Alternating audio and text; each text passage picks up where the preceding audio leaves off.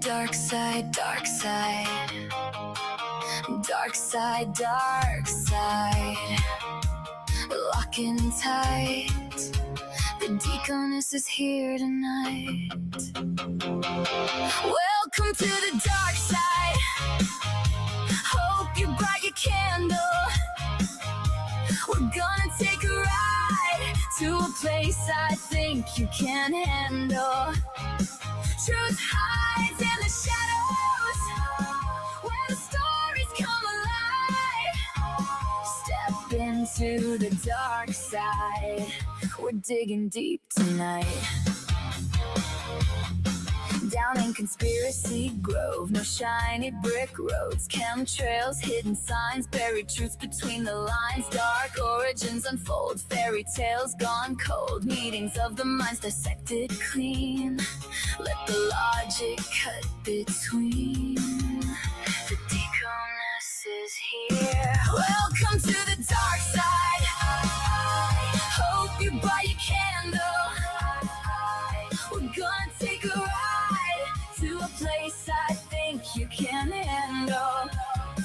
Truth hides in the shadows, where the stories come alive. Step into the dark side. We're digging deep tonight. Cold War minds and secret files, alien signals stretch for miles. Cabbage patch hysteria, mass imagination fever. Every whisper, every claim, ask who profits from the gain. Welcome to the rabbit hole, where conspiracies grow. Welcome to the dark side. Hope you brought your candle. We're gonna take a ride to a place I think you can handle. Truth hides in the shadows, where the stories come alive. Step into the dark side. We're digging deep tonight. Once upon a darker page, fairy tales were not the same. Sleeping Beauty, shadows creep, Cinderella weep, stepsisters bleeding feet. Stories twisted, don't close your eyes. Dark gold warnings in disguise. Welcome to the dark side. Hope you brought your candle. We're gonna take a ride to a place I think you can handle. Truth hides in the shadows, where the stories come alive. Step into the dark side. The deaconess has arrived. Dark side, dark side. Dark side, dark side. Light your candle, stay a while. We'll wander through the strange tonight.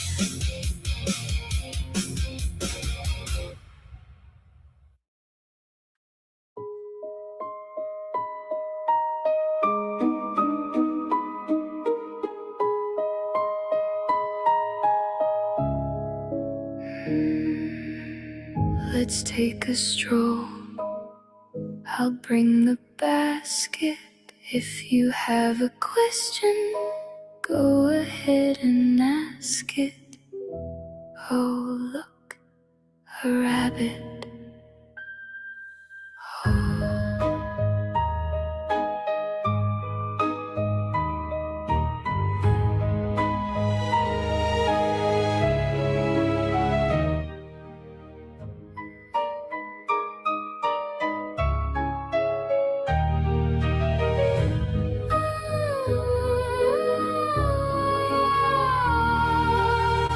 Let's take a stroll. I'll bring the basket. If you have a question, go ahead and ask it. Oh, look, a rabbit. Oh.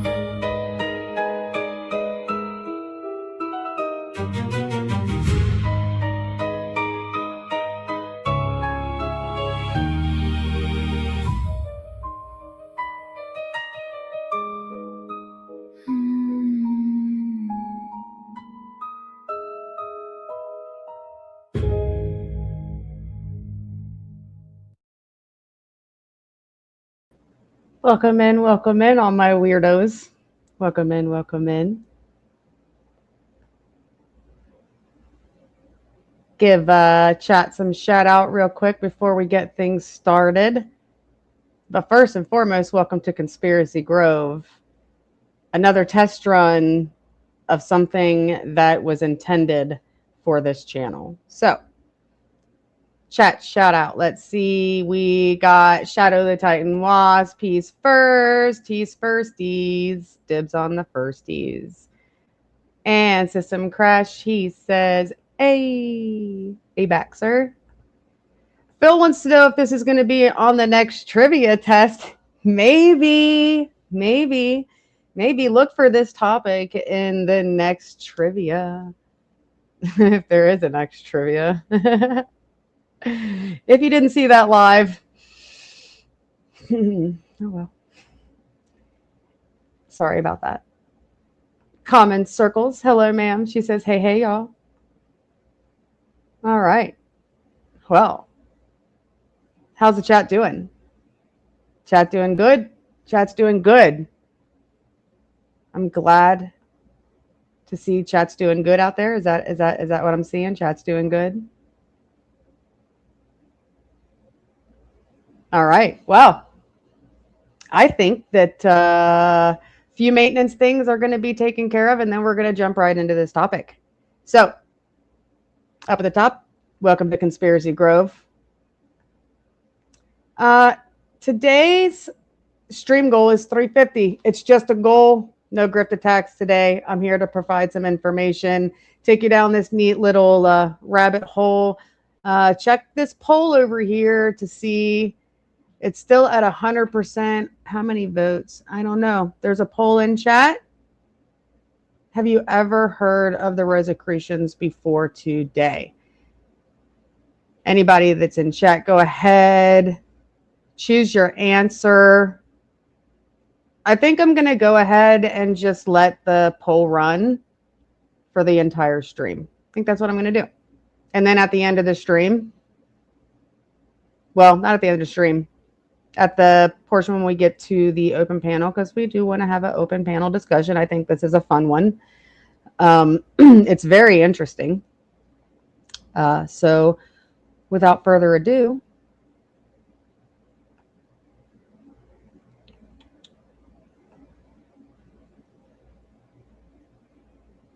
let's get into the Rosicrucians. Were they a secret society, a literary hoax, or somewhere in between? So we are going to explore the stories, the history left half finished.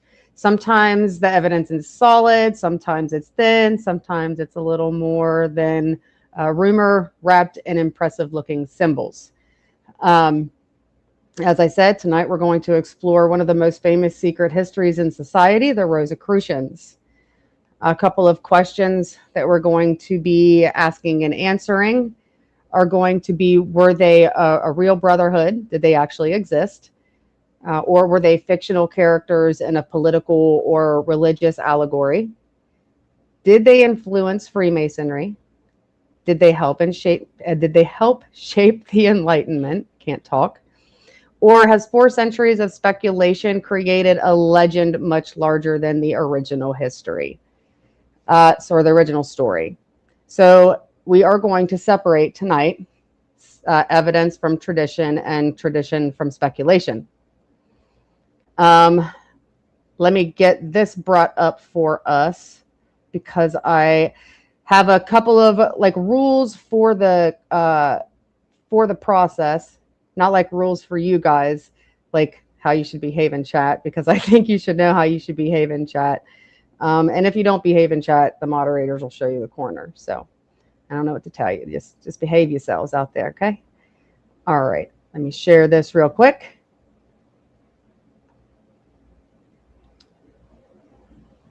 Oh, Not that.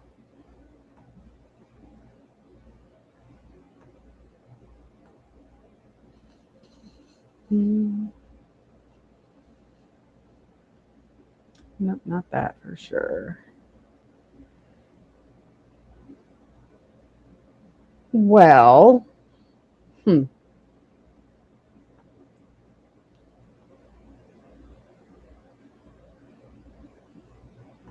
me see how I can show this to you guys.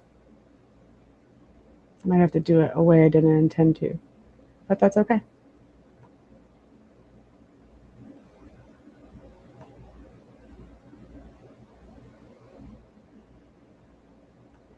Sorry for the delay here. All right, so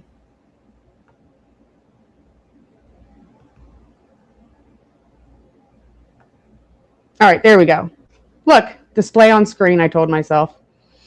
Evidence scale, the green dot. You see a green dot next to something that is established history. The historically debated is going to have a yellow dot next to it, and the speculation and or conspiracy, that's going to have a red dot next to it. So just keep those in mind.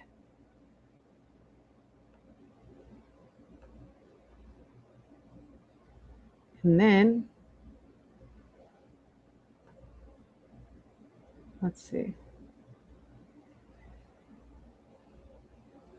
All right, so there's that. And I think I had another one. See, test run. I'm going to get this. I know I'm going to get this. Hi, birds. I see you down there. These Rosicrucian bastards. Oh, man. Okay, so I had another image that I actually wanted to share. Oh, no, not that one. I'll get better at this. I know I will.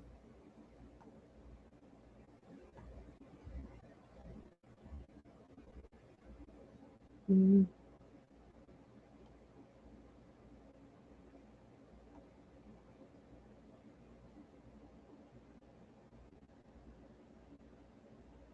Okay, this one. So these are the resources that that were used. So we have primary resources are going to be the Fama Fraternitatis. Okay, I can't say it. When we open the panel later, if anybody knows how to say that without hillbilly attached to it, that would be appreciated. Then the Confessio Fraternitatis, I think, was written in 1615.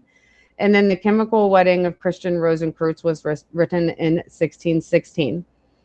Secondary sources come from Francis Yates, Christopher McIntosh, Christian, I think that's Ribisi, I think is how you say that name. And then the modern Rosicrucians is the AMORC, which is the, oh, where'd it go?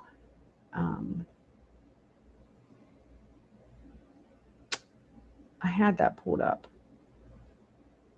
Hold on.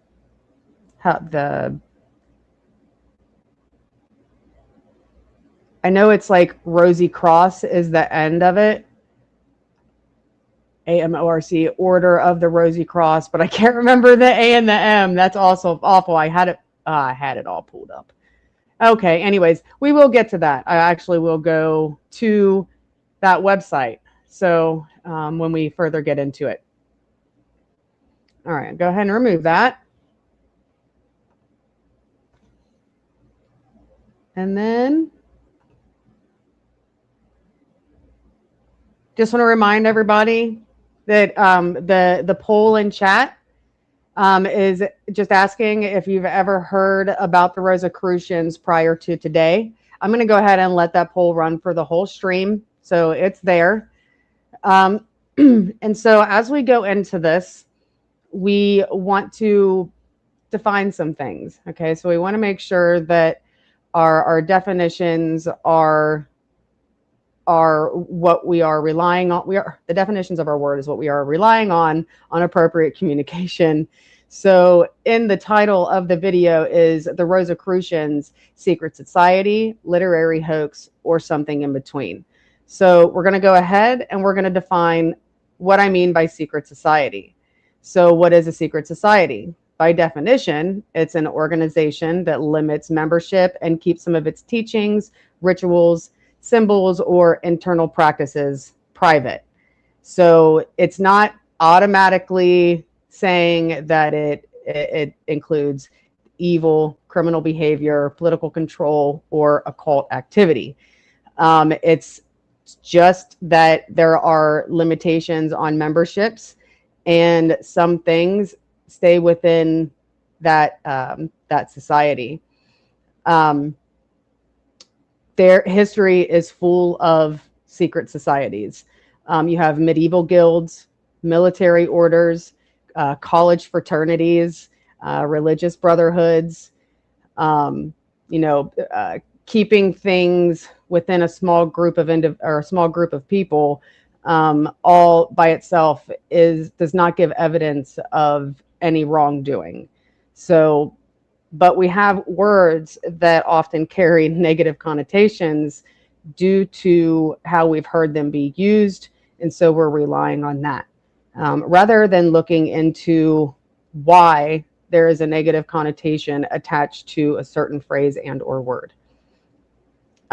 So again, more words, because words, right? Because we use them every day, all day long, and we should know how we're using them. We're going to get esoteric. So the definition of esoteric, because the Rosicrucians are identified at, or however historically, whether this was just a story, they are defined as an esoteric Christian society, which just means that the knowledge that is intended for that small group of people, which would be like the rituals, the traditions, that would be esoteric information. Often conflated with exoteric, which is information that's meant for everybody, not just for a small group of individuals. We have two very simple ways that we can break this down. Calculus is esoteric, meant for a small group of people. Elementary arithmetic is exoteric. It's meant for everyone to understand. So I'll go ahead and stop, and I'll get some interaction from the chat. What do you think, or why do you think we are so fascinated by hidden knowledge? Let's go over here. Also, we're going to do a chat check, right? Got to do a chat check. All right. So Infected Mushroom says, I'm so smart. Thanks. I mean, I just have a lot of information. But thank you. I like to share the information. I thought that the Rosicrucians, and I had no idea. I actually didn't know that they existed until like a week ago, because I fall asleep to conspiracy theories. There's a channel on YouTube. You should follow them if you like conspiracy theories, because you don't have to sleep to it, but it's really relaxing. There's like rain in the background. The channel is called Sleep Theories. And this is how I heard about the Rosicrucians. And I actually had no idea that they influenced Freemasonry. But once I started, I was listening and then I did more reading, I could see how that could happen. Cleaner says I need a producer to help with the background stuff. You're right, I do. And once I get to a point where I can provide a percentage of doll hairs to someone to help me out, because time ain't free, I don't ask anybody to give their free time away, or their time. It's not, if you got time and I got money, then let's do it. Common Circles wants to know, what is the channel again? She falls asleep listening to podcasts too. It's called Sleep Theories. And like the icon for the channel, when you look it up, is going to be the triangle with the eye. That's what it's going to be. It's amazing. There's so much. It's awesome. And if you have Spotify, there are a lot of the conspiracy theories that you don't see them do on YouTube are available on Spotify. I always check because I like to share those in my Discord in Discordia because my Discordia is full of conspiracy theories and whatnots. So um, yeah, no problem. Yeah, so if you do have Spotify, you have some access to the conspiracy theories that they put out on that platform that they don't put out on YouTube. So, all right, let's get back to it. The question was, why do you think hidden knowledge fascinates people so much?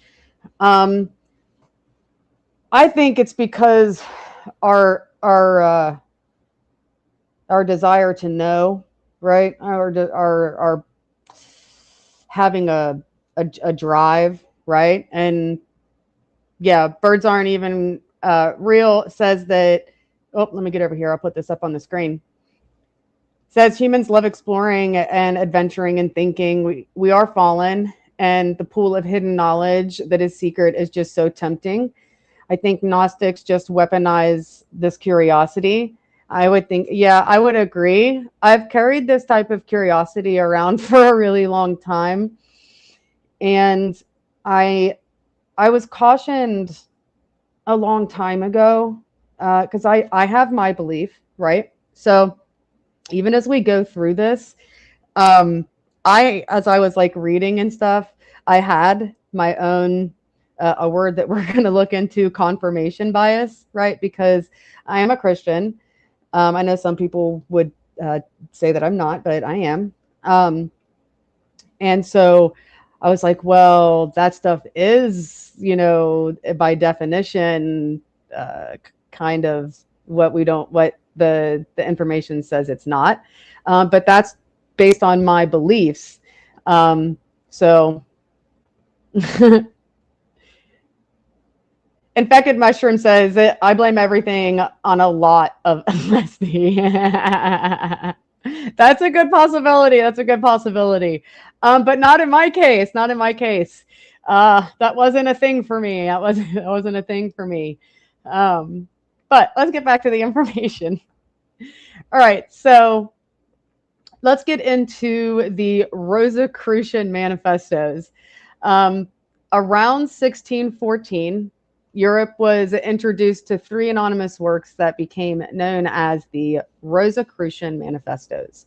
Again, as I mentioned earlier, we have the Fama Fraternitatis. I think that's how you say it. I think I'm getting better. Who knows? Written and published in 1614, the Confessio Fraternitatis in 1615, and the Chemical Wedding of Christian Rosicrucians in 1616. Those texts describe a mysterious Christian fraternity devoted to spiritual renewal, learning, healing, and reform. So we say manifesto. Well, what is a manifesto? We hear that a lot. A manifesto is simply a public statement explaining a group's belief, goals, or intentions. So that's it. That's all it is. Strip anything that's ever been a manifesto away from it, and that's what the manifesto is. A little bit of a side note. Although the books were published anonymously, many historians believe that Johann Valentin, I think it's Andre, and his members of his intellectual circle, I can't talk, were involved in writing at least some of them. And Andre himself later described the Chemical Wedding as a youthful literary work. So he says it right there, a literary work, not a statement of something actually happening. So and that is something that is historically debated. So that's one of those little yellow circles. Go ahead and let's get pulled. No, not yet. Okay. So The difference, okay, I don't know. I jumped right there for a minute. I'm going to explain the difference between the primary source and secondary source, if you don't already know. If you do, just, that's all. We're just spreading the information, right? So a primary source is a source that is created by the people or during the events being studied. A secondary source would be later historians interpreting those documents. So the primary source would be the person that said it or did it during the time. Secondary source, oh shoot, almost knocked over my bacon. I have a bowl of bacon. Later historians interpret those documents and or actions. So I'll stop. Another chat check. If someone writes a fictional story, do you think that this can inspire a real movement? So can a fictional story inspire a real movement? Do you think that? Do you believe that? Comment Circle says shares the bacon. I 1, 2, 3. Hold on. 1, 2, 3, 4, 5. There's too many people in here. I don't have enough pieces for everybody. Cleaner says yes. Filthy Phil says yes, it's happened. All right. So we have a consensus of yes. And again, if you haven't already answered in the poll is running. Have you ever heard of the Rosicrucians before today? And I will leave that poll running for the entire stream. And then I'll check it at the end, and maybe I will share it like in a post. I'll post the results of the poll after the stream. All right, so back to the information, lady. Part 3, Christian Rosicrucians. So Rosicrucian, Christian Rosicrucians.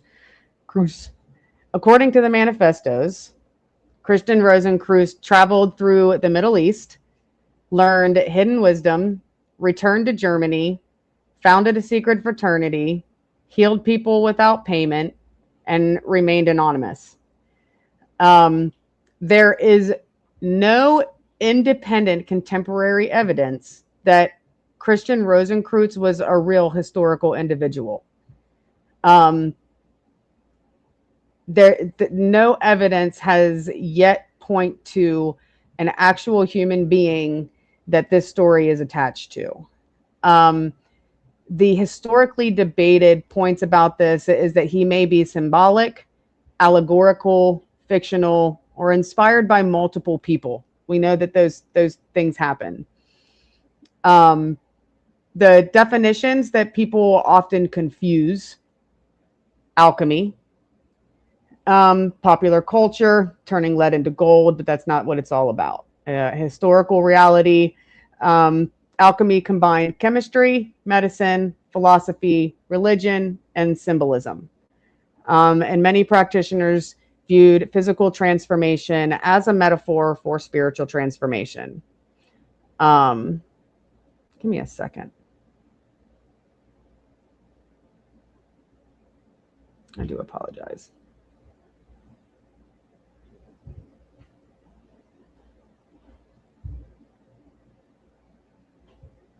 I had a source screen pulled up in front of me and it went away. So,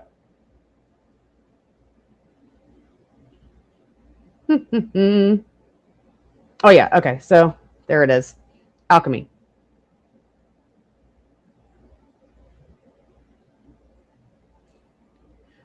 And then Hermeticism. I do apologize for that.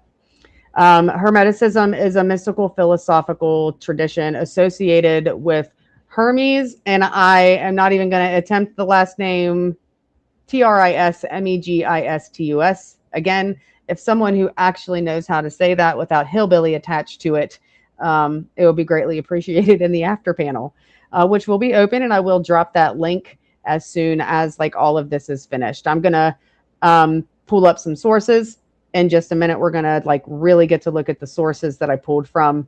I probably should have been doing that along the way. I'll keep that in mind next time. Okay. Mysticism. So I know that like some people hear mysticism and they think about like magic. So again, confirmation bias. We attach what we already know to something that we hear, whatever. But mysticism is actually just seeking direct experiential knowledge of God or ultimate reality. Even in Christianity, we have Christian mysticism. So, um, and then the word occult.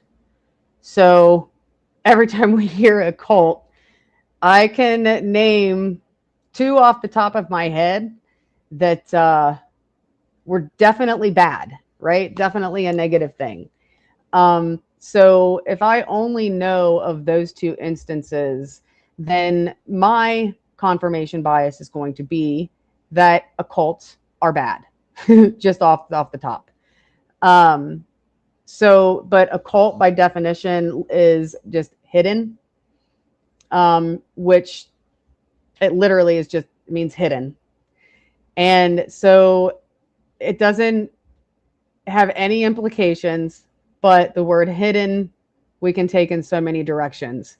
And we do when it comes to the word occult. We take it to Satanism, um, but it historically also included astrology, alchemy, sacred geometry, angelology, magic, and numerology. Now, like I already said in the beginning, this is where I got to the point when I was like, well, wait a minute, because those things are all no-nos. Like those are all no-nos.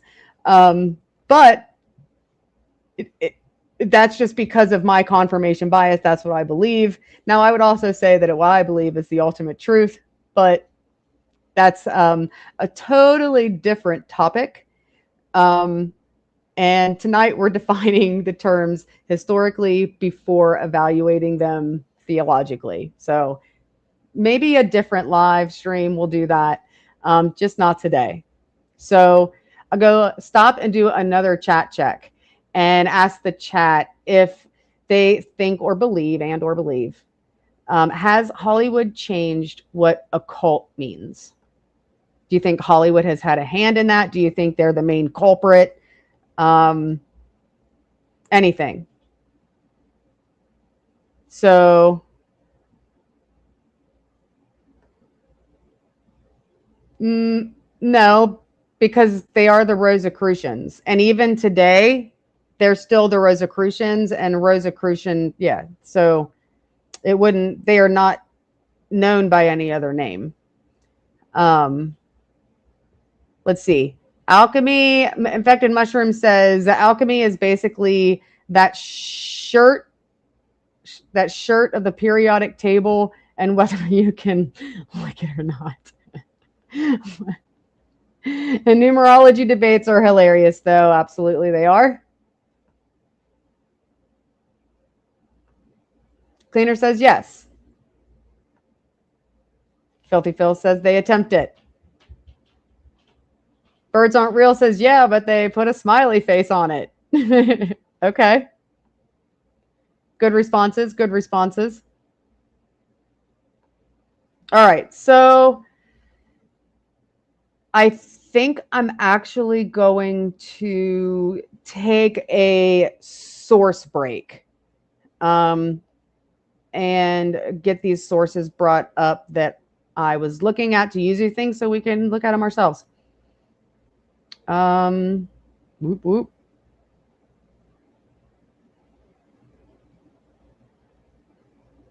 Make sure I share the right screen with you guys. All right.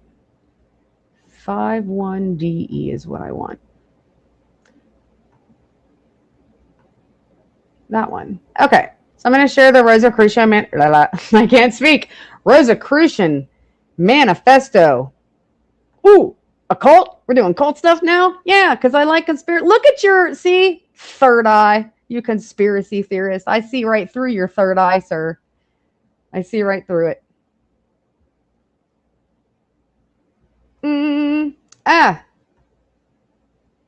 So, I have a hair on me. Anyways, what was I look? Oh, 51DE. 51DE was the source. Yeah, so I gotta share that with you guys. All right, pull this up.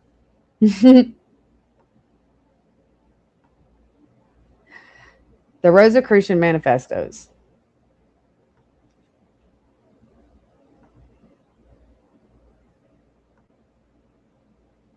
Okay. This one? No, not that one. Okay. So this is Christian Ribisi's presentation of the history and narratives of the three Rosicrucian manifestos you see at the top that were published in the years 1614, 1615, and 1616. So all of the information I just gave you, I probably should have been presenting this while I was doing that. So again, I'll keep that in mind for next time. From the Rosicrucian History and Mysteries. There is a complete English translation of the Rosicrucian Manifesto at here. I think I actually have that brought up, if I'm not mistaken. So I'm not necessarily gonna go through all of this with you like right now. I'm going to drop the links in there. This is just kind of showing you where the information that I have gathered has come from, in order to present this stream to you and hopefully in a better manner next time. So here, like you can see, this is not English, right? And this is their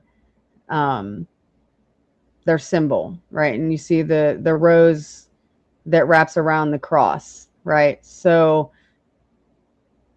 let me hold on, because I had this brought up. Order of the Rosy Cross. Order of the Rosy Cross. Can't remember. Okay, so it's the ancient mystical order of the Rosy Cross. That is the modern Rosicrucian society. That's what it is. AMORC.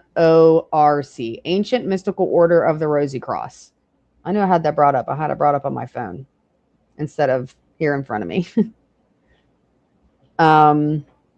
It's the largest international Rosicrucian organization dedicated to the study and practice of the philosophical, mystical, and natural laws governing the universe.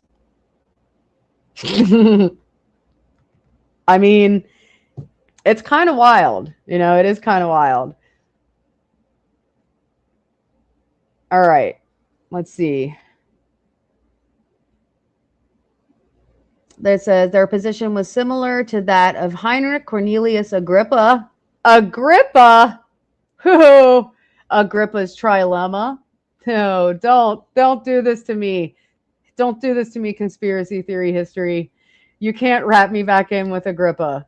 Son of a gun, we can't ever get away from him. So Heinrich Cornelius Agrippa, especially in his definition of magic, which he described as being genuine science. So at the beginning of the first book of his De Occulta Philosophia, Agrippa presented magic as being the acme of all science, since all philosophy is divided into three branches of knowledge, which complement one another: physics, mathematics, and theology. So there's a little bit into that. Again, let me go ahead and actually, I'm going to share this source link in the chat right now, because I feel like that's what I should do. Oh, no, not that one. Nope, I'll do it after. I'll do it, or I'll do it after. Okay. Sorry. All right. And then the next source that I've pulled from so far is that historical overview. So let me get that pulled up. And it is from, it's Wikipedia. But sometimes that's where we go, right? We go to Wikipedia when you're doing a conspiracy theory. You use most of the evidence and you throw most of it. You take all the evidence in, but you usually end up throwing most of it away. So, and that's kind of where like your research methods come into play, is on how to decide what evidence bears weight in a conspiracy theory and what evidence does not. So, all right, let's let's get rid of that one. And let's bring this other one up here.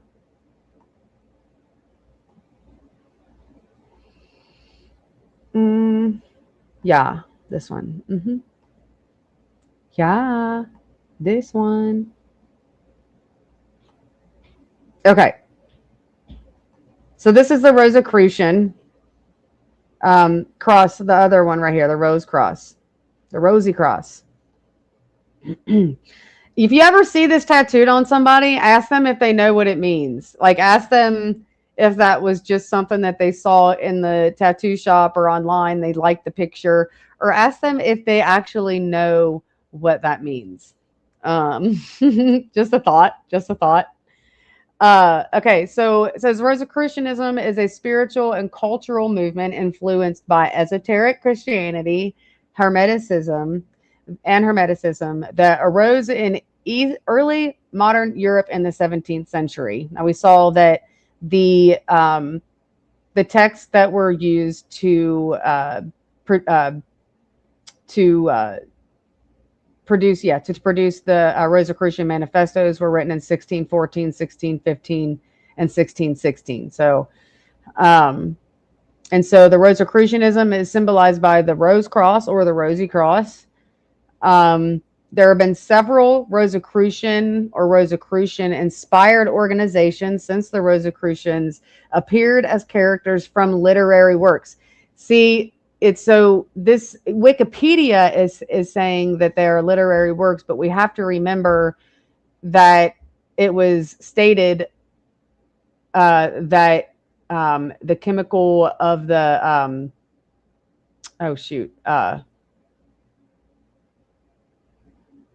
I'm having a brain fart. Hold on.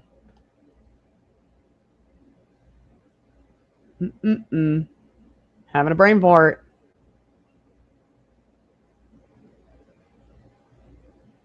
Yeah, the chemical wedding. What is shortened to the chemical wedding? Okay. So, got that out of the way. I thought I was having a brain fart for real. We can leave it at that. Okay. So, several that have been inspired. Order of the Golden and Rosy Cross was active 1750s to 1790s. The Societas Rosicruciana in Anglia is still going since 1865. And then you had the Hermetic Order of the Golden Dawn from active from 1887 to 1903.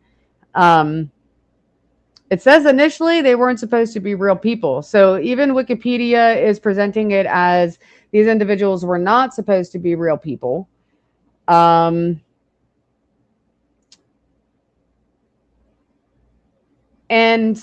I think for me, what sealed this, honestly, was that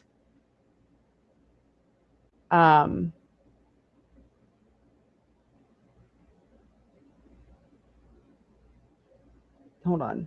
The chemical wedding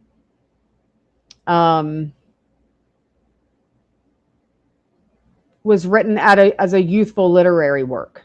So I think the pointing to the fact that the author of that text stated allegedly, right, that it was a youthful literary text.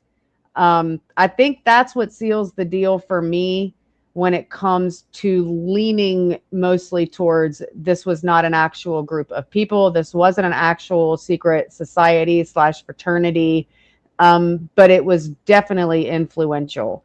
So, and then we'll go a little bit further.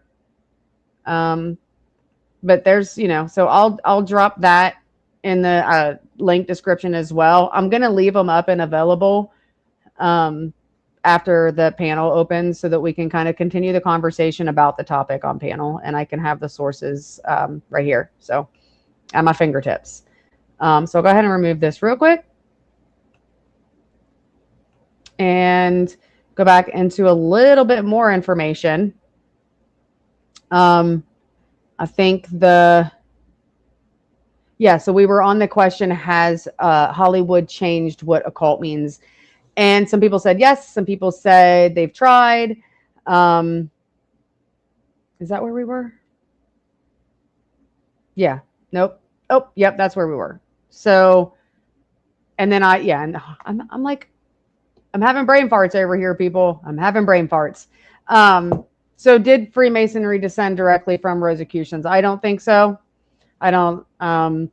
Influence, like I said, yeah, but there's no hard evidence to suggest that Freemasonry is just an off sect or an off branch of the Rosicrucians. Okay, so let's talk about two new things: influence and organizational descent. So there is some conspiracy, right, theory that the Rosicrucians secretly founded America. There's never been any evidence that has proven that. However, there is some evidence that the Enlightenment philosophy influenced America's founders. So some of the information that may have been taken from those literary texts may have been influential on our founders, because the Rosicrucian ideas became part of Enlightenment discussions. So, and that's many historians believe that to be true. So, I mean, I get it. That's an appeal to a certain populum, but I mean, unless you're willing to do the really dirty work and actually going in to prove otherwise or to confirm, I mean, I'll just leave it at, a high percentage that I don't believe that the Rosicrucian order founded America. I do believe that the literary works did inspire and or influence how they did things. So the distinction there between influence and organizational descent would be that influence is not control. So the authors of those literary texts did not have control over how they influenced the readers, right? Because two people can read a book and the book can be influential, but the two individuals might go in two opposite directions with that influence. So influence does not equal control. So we'll talk a little bit. Let's do a chat check first before we move on. Let's do a chat check. All right.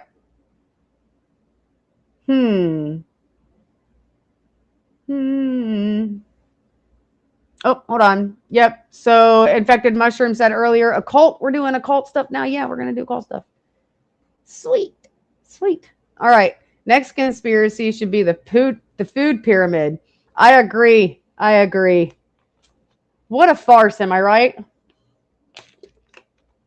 I can live on bacon. Prove me I'm wrong. Anyways.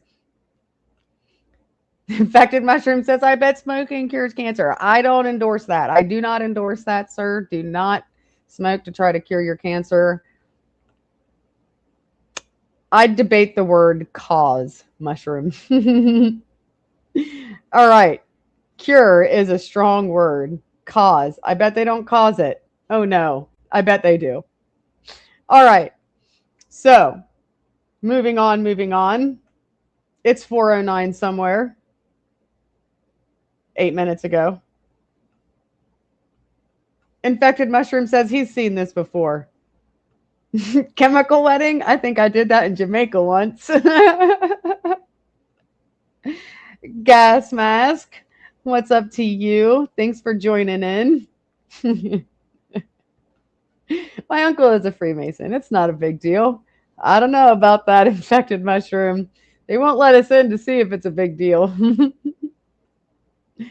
Kyle swam the Nile. He says they were also known as the Order of the Rosy Cross. That's actually what they're known as today, the Mystical Order of the Rosy Cross. ancient mystical order of the Rosy Cross, AMORC. Yep, that one. But straight out of the 17th century, they were Rosicrucians. What's up, Witchy Bishy? The most prominent Rosicrucians today are Freemasons. So Freemasons, the way that we have researched it, are not an off branch of the Rosicrucians. The Rosicrucians, as the evidence has shown us, are actually not a real thing. It was literary text. So it was meant to be literary, not meant to suggest that it was an actual person, and that this was an actual secret society. However, they did influence many other societies, including the ancient mystical order of the Rosy Cross and the Freemasons. Old man shakes fist at sky. All right, so let me jump back over here. So why conspiracies grow? I think we touched on that a little bit earlier. We're constantly looking for adventure and seeking information. And so one of the things that's tied into seeking that information is the connecting the dots, like seeing patterns. And oftentimes seeing those patterns, those distinct patterns is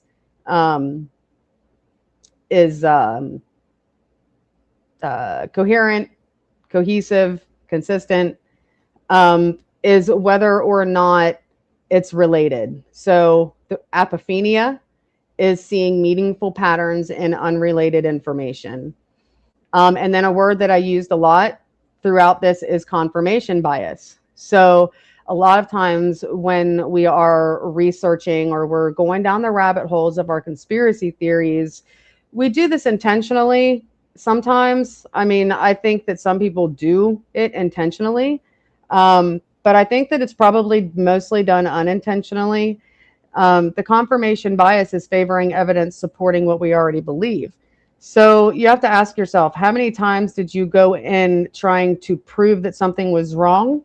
And how many times have you gone in trying to prove something that is right that you don't believe is right? So testing your confirmation bias, I would absolutely suggest it by trying to prove something wrong that you think is right, or that you think is right. If you think it's wrong, try to prove it right.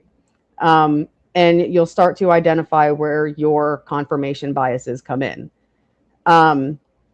So obviously that doesn't mean that conspiracies are always false, because we do know that there are some that turn out to be true.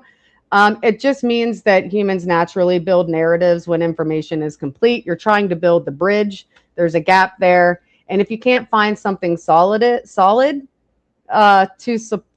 put there, that is foundational, then you just start throwing in things that you think might fit based on the evidence that you've been given, which is why a lot of times we see conspiracy theories just fall out from underneath themselves when you start to apply more pressure and you start to use those more intricate research methods. So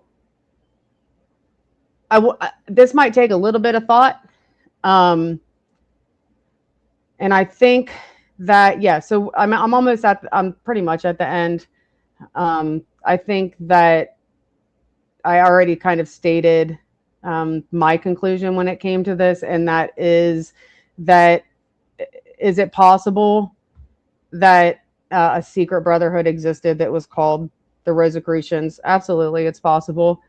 But the evidence that we have seen supports that the manifestos were literary fiction allegedly stated by one of the authors of The Chemical Wedding, that it was a youthful literary text, which kind of, it it cracks the foundation of credibility when it comes to the other two texts that are included in the manifesto to create the manifesto. And then you have option 3, the books inspired later organizations. Yeah, that's something that most people agree on, that it does have strong historical support, that it has influenced. One of the ones that everybody keeps bringing up in the chat is the Freemasons. So, but prior to 1614, there was no evidence that the individual that went and got the information in the Middle East and brought it back to Germany, there's no evidence that he ever existed, which again cracks the foundation of whether or not the society that is written in those literary texts about that individual was actually a society. All right. So, I lost it. Let's jump to,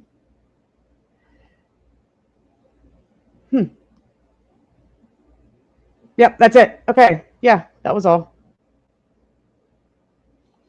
Yeah, I think I can, I think with a little bit more work, I think this could work. I think it could work. So I'm actually going to go ahead and do a chat check because we're at the end here, chat check, and then I'll drop the link up down in the chat. And I see Witchy, like I know Witchy does, you know, she's into this stuff. I give Witchy an opportunity to come up. Witchy, if you wouldn't mind, I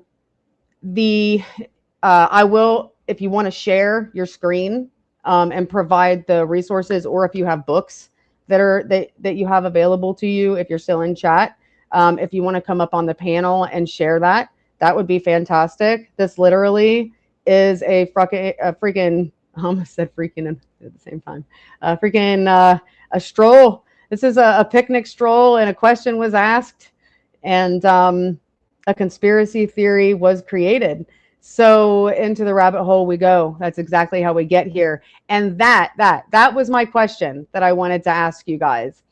What is one conspiracy theory that you can think of? This might take a little bit of thought. You don't have to put it in the chat right now, but what is one conspiracy theory that you know of that started with one legitimate question? One legitimate question, like it just one question was asked, and then a conspiracy theory has been created. And so what I'll do is I'm going to go ahead. I'm actually going to create a banner with that question. Let me get to it.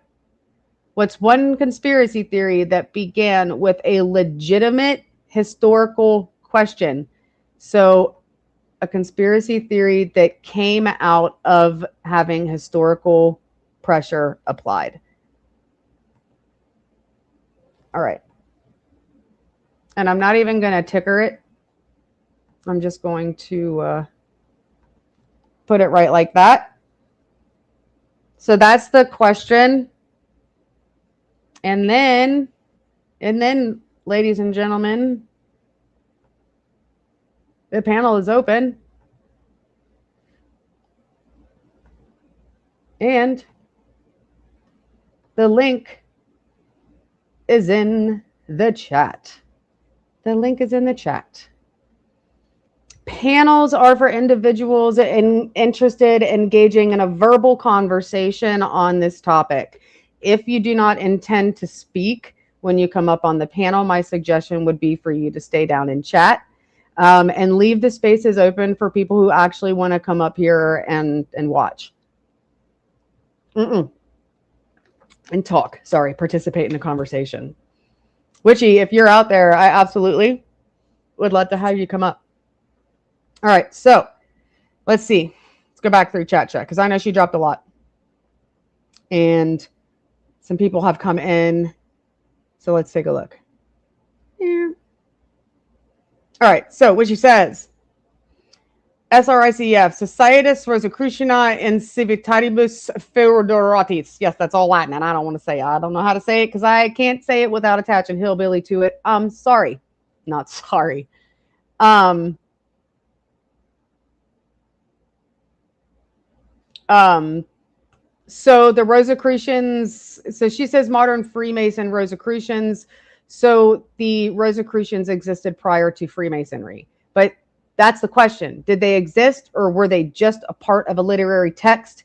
And the information or the evidence is pointing towards this was just a literary text based on the alleged words of the author of The Chemical Wedding. Said that it was a youthful literary text, and this is one of the texts that was used to put together the Rosicrucian Manifesto. So if one of those was simply a literary text, then there is a good possibility and a high probability that the other three were also intended simply to be literary texts. There's no evidence that this individual, Christian Rosenkreutz, existed. There's no evidence that this person ever existed, which also points to this was just something that was made up in a book. It was like a novel, basically, like little novels. All right, so algorithms for ad revenue, 100% produce rabbit holing. And we have an interesting topic. Howdy, everyone, catching up a couple minutes behind still. Well, we don't mind. We don't mind. Kyle Sam the Nile says, what if I'm wrong equals my entire worldview changing? LOL. It started with looking into space. Yeah, it happens. Cognitive dissonance isn't a bad thing. It's actually a good thing, and it's very it can be shattering. Imagine believing something for 30 years, and then you have hard evidence that everything that you believed for 30 years wasn't true. Could you imagine the shock and awe that you would feel? The pressure of shock and awe that you would feel if you found out that something you believed was true for 30 years isn't true? It can be damage. It can be a little bit damaging. But I mean, I think better than to relive in reality than to stick your head in the sand and just go off of what everybody's told you instead of actually looking into things for yourself.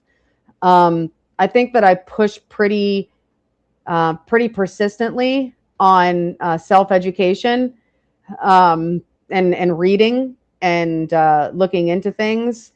And so yeah, so that's what I'm doing. But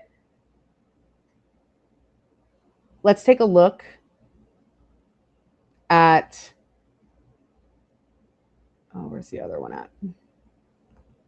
Well, the link is down there. Hold on. I'm going to go ahead and I'm going to pin the StreamYard link instead of the Cash App link, which it's way up there. Excuse me. So if anybody wants to come up on the panel, talk about this, would love to share their information. If they have any information on it, would love to hear it. Let's see. Is it this one? Yeah, from a Fartinitas. Okay, share.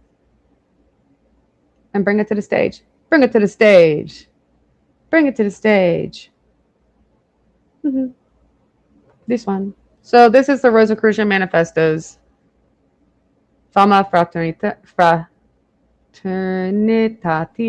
and Confessio Fraternitatis. Oh my Lord, have mercy. No way. So this is, I guess, the English. Yeah, because this was I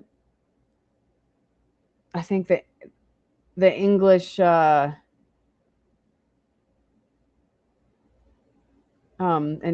translation.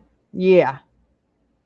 To the wise and understanding reader, wisdom, saith Solomon, is to a man an infinite treasure, for she is the breath of the power of God and a pure influence that floweth from the glory of the Almighty. She is the brightness of eternal light and an undefiled mirror of the majesty of God and an image of his goodness. She teacheth us soberness and prudence, righteousness and strength. She understands the subtlety of words and solution of dark sentences. She foreknoweth signs and wonders, and what shall happen in time to come. With this treasure was our father Adam fully endued. Hence it doth appear that after God had brought before him all the creatures of the field and the fowls under heaven, he gave to every one of them their proper names according to their nature.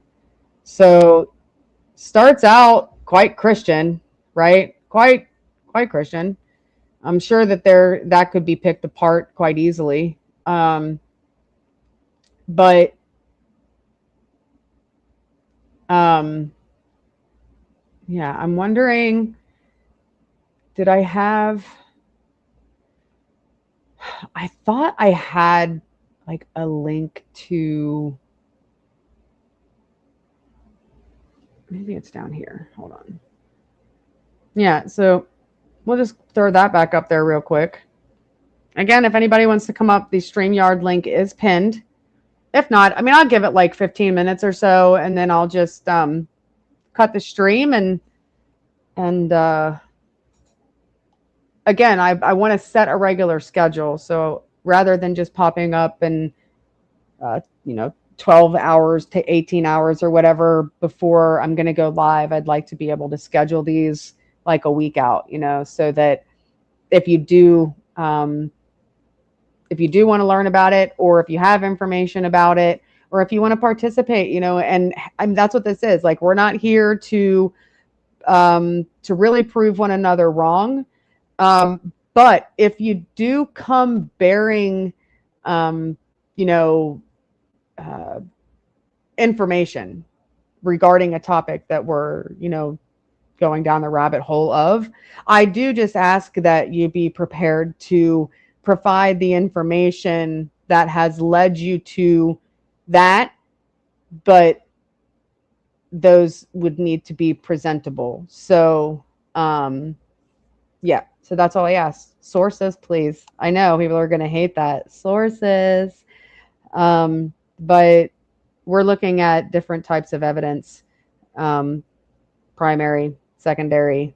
Is it, what type of evidence are you providing? Is it just off the top of your head and from what you remember? Because that can be distorted as well. So I know people hate it, that this might not be the place for them if they don't want to actually engage intellectually and they just want to have an argument.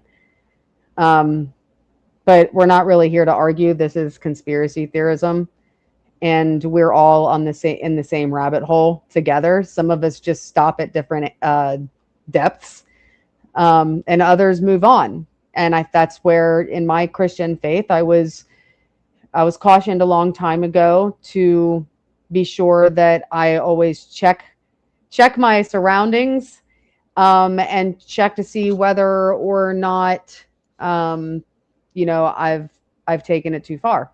I'm a moderate conspiracy theorist. I'm not an extreme. I'm just a moderate. So I am a curious cat. That's what I am. I'm a curious cat. So let me go back to see.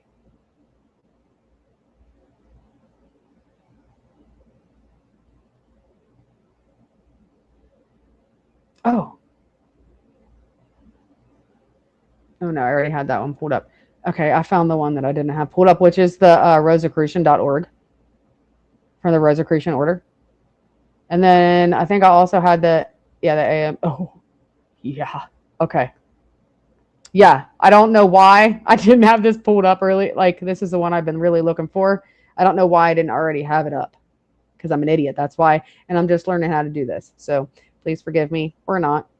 It's on you. Yeah, I always expect the pushback, but I kind of expect the pushback to be able, if you're going to push back on a source that I provided and evidence that I've provided from that source, then you should expect to be expected to provide your source. That's all I can say. All right, let me share this. Monday. Okay. we're going to watch this video. Hopefully I don't get in trouble by them. But, I mean, it's out there for the public, right? Like right on, I don't think I can. Okay, let's do it. It's on the website.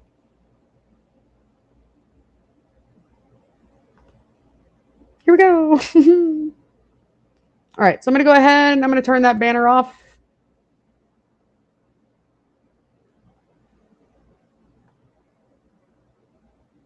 And once again, I know you see that ticker going at the bottom. It's just a goal. There's no grift tax today. This is just me providing you guys with some information that I found fascinating. And also, you know, sharing the information that I got along the way. So this is the Ancient Mystic Order of the Rosicrucians. This is the history of the Rosicrucianism, so we can go back to the history. It says the Rosicrucian Order, AMORC, is known internationally by its traditional and authentic title, the Ancient Mystical Order Rosicrucis. Rose, yeah. From which is derived the acronym AMORC, the Ancient Mystical Order. Yeah, okay. Of the Rosy Cross. Rosy Cross. So it says that there's no religious connotation associated with this symbol. It says that the Rose Cross symbol predates Christianity. So that's where they're saying that that they're not Christian. But the information that we pulled up is that they were esoteric Christian. They were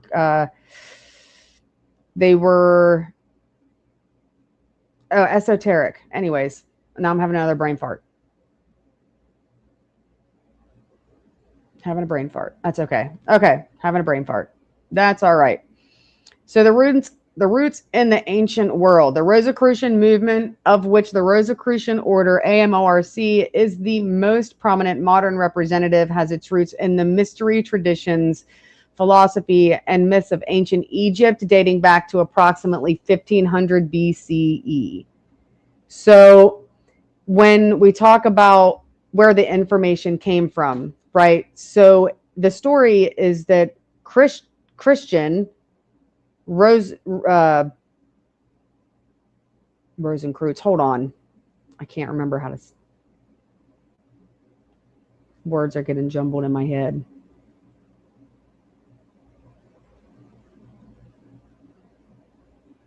Happens.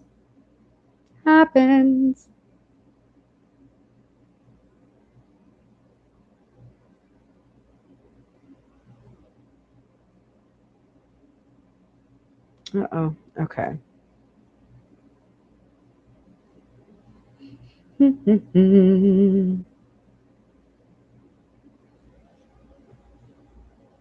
Oh, Christian Rosicrucians. So Rosicrucian. Rosicrucians. That was the founder described in, that's the founder described in the Rosicrucian manifestos. And like we already said, okay, so yeah, I was saying it right. Rosicrucians. Kreutz. It's Kreuz. Kreuz, yeah. Rosicrucians. Christian. Anyways. Chat check. You can learn things without keeping an archive of sources for everything. This could have a chilling effect on the conversation. Just food for thought. So I understand that we can learn things without keeping an archive, but this specific stream, this show is specifically about conspiracy theory, and I'm kind of just throwing some teachings of how to navigate a rabbit hole with supporting evidence, whether that's primary or secondary evidence. Or, you need to understand the research method. Yeah, so if you're going to bring more information to the table, I just ask that you bring the sources. If I learn things by watching streams that don't do any of that. They just take you straight into the story. But this is just kind of me sharing with you my journey through this specific rabbit hole. Yeah, so it's a it's about debating the topic, but not necessarily like in a manner that's like, no, that's wrong. Well, because that's just not what I'm trying to have here. So it's going to be an intellectual presentation of information, or it's not going to be a presentation of information at all. Yeah, well, I might get caught up in some bullshit sometimes. It's generally not I just like to learn things and then talk about them. So yeah, I info dump. This is my fucking version of info dumping. I just realized that this is my version of info dumping, and then allowing you guys to info dump back. We're autistic. I mean, I might be. I don't know about you. That's on disclaimer. I'm just sorry. I didn't say that. If anybody was offended.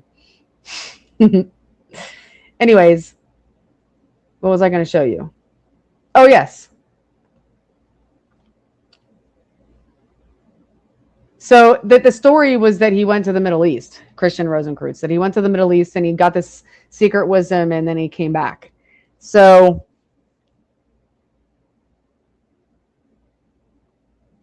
obviously this is like over 100 years.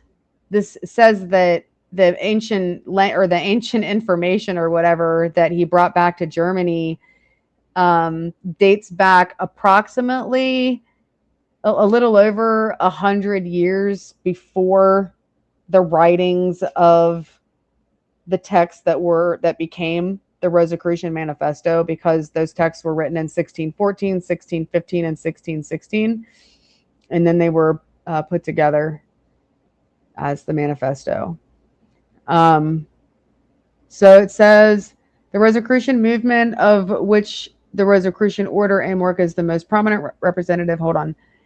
And myths of ancient Egypt dating back to approximately 1500 BCE. In antiquity, the word mystery referred to a special gnosis, a secret wisdom.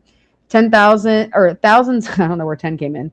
Thousands of years ago in ancient Egypt, select bodies or schools were formed to explore the mysteries of life and learn the secrets of this hidden wisdom. Only sincere students displaying a desire for knowledge and meeting certain tests were considered worthy of being inducted into these mysteries. Over the course of the centuries, these mystery schools added an initiatory dimension to the knowledge they transmitted. So this would meet the definition of esoteric, right? So this wasn't stuff that was meant for everybody to know. It was meant for a small group of people to know, clearly meeting the definition of esoteric. And then you have the early European beginnings, but this is a lot of conflicting information, right? So, before Common Era, Amanda. Holy poop! Why didn't somebody else call me out on that? I just realized what I did. So yeah, somebody should have called me out on that, but they didn't. The BCE. Clearly, that's way more than 100 years. Okay, Amanda? A deaconess, whatever. Anyways, somebody should have called me out. So I'll also drop this in the, I'll drop this link in the description once it reposts. But I do want to watch this video. So let's reduce this link to,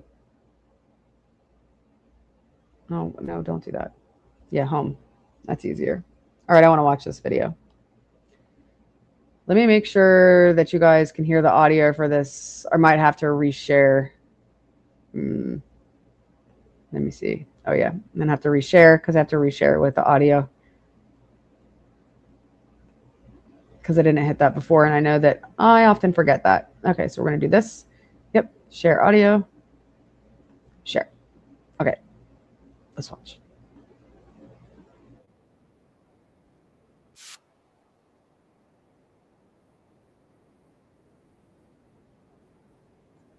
Oh, an educational organization.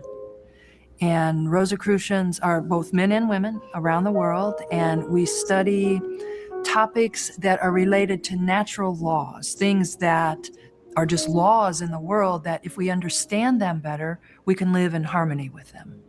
We certainly can trace our historical lineage back several hundred years, but then traditionally we also go back through, say, like the alchemists, the medieval mystics, back to the mystery schools of ancient Greece and Egypt. So this is called the primordial tradition, sort of like the underground stream of human spirituality. And we are a modern manifestation of that and historically connected to it. So it's really thousands of years old. The Rosicrucian order can be traced back historically to the 1600s, when 3 Rosicrucian manifestos were published anonymously in Europe.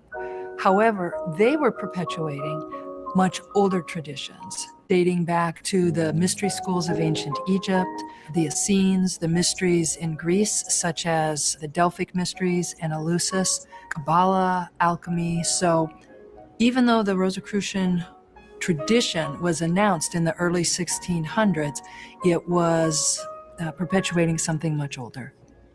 Well, mysticism is the practice by which one has a direct connection to the divine, however you conceive the divine to be, without intervention of priest or king or anybody else.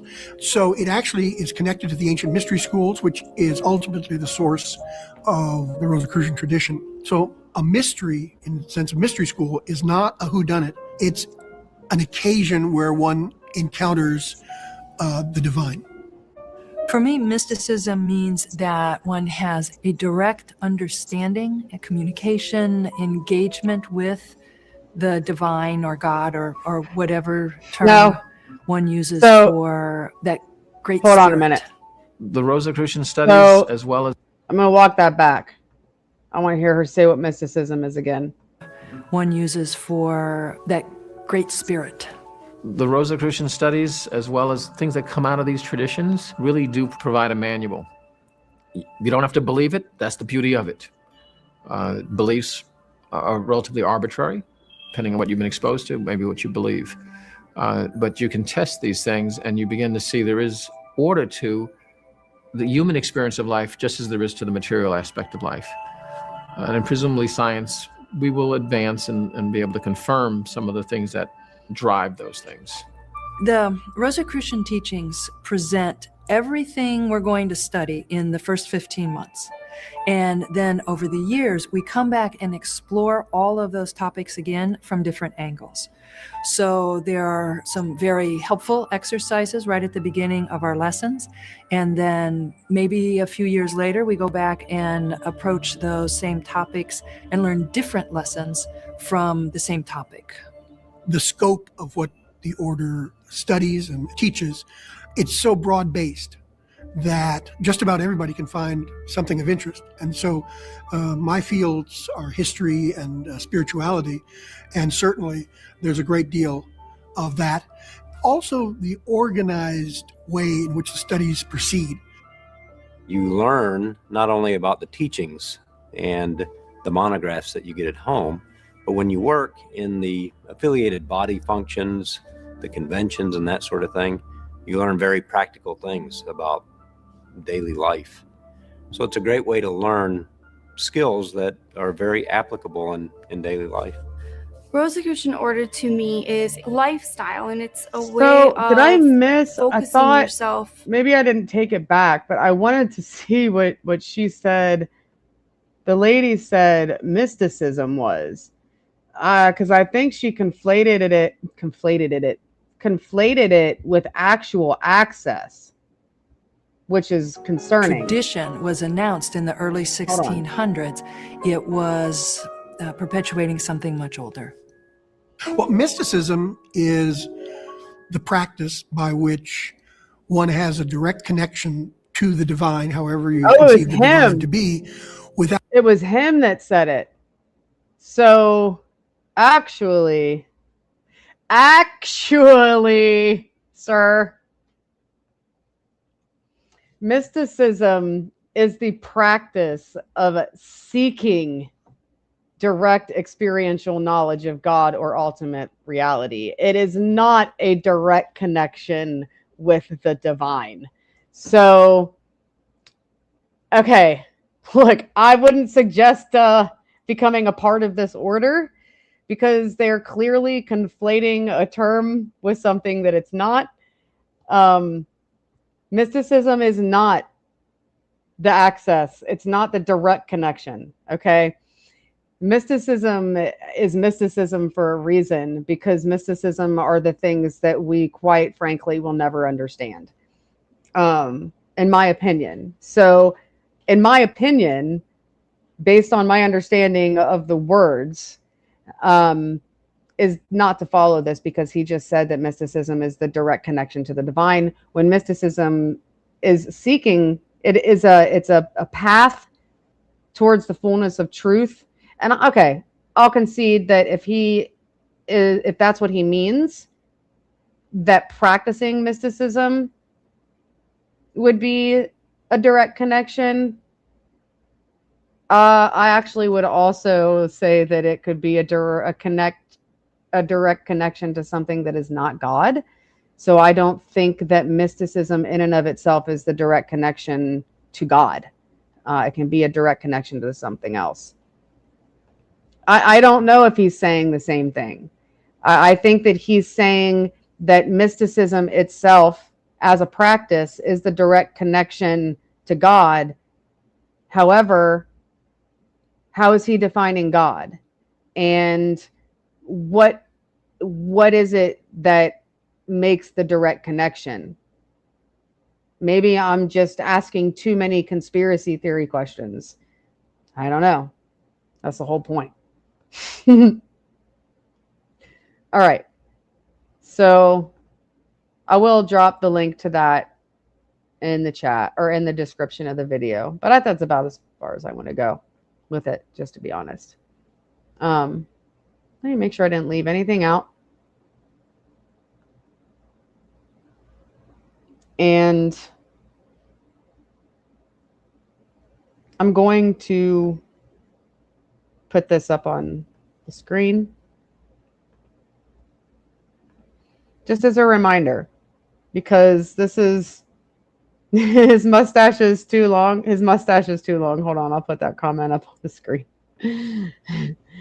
His mustache is too long. I don't know what is too long. How are we defining too long? What would be the standard mustache length?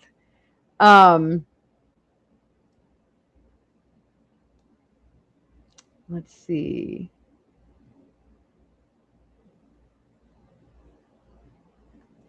So, okay, I'll address this. It says I don't want to go in deeper into the rabbit hole, but here we go deeper into the rabbit hole. Don't we love how people preface things they don't want to do and then go ahead and do it? You can't see my whole face. You can only see my eyes. Okay, it says, but seems from my limited understanding, they borrowed from Christianity. Actually, they didn't borrow from Christianity, because according to the history, it's older than Christianity.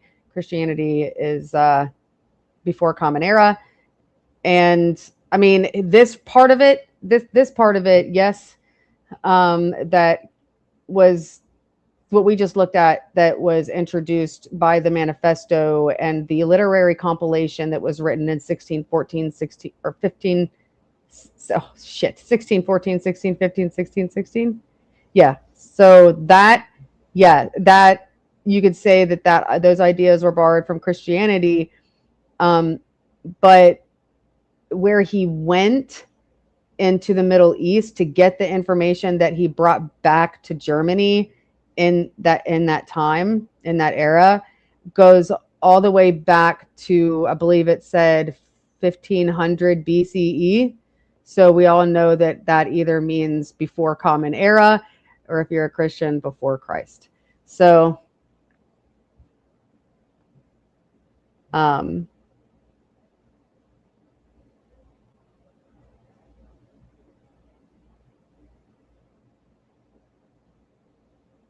All right.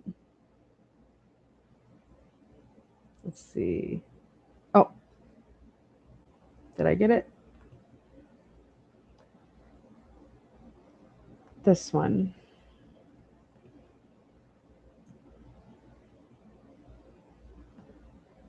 So extraordinary claims require proportionately strong evidence.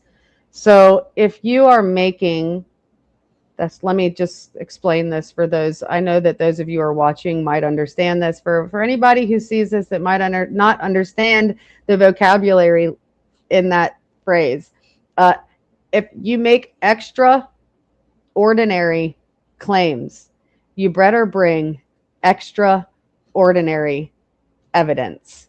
So based on like a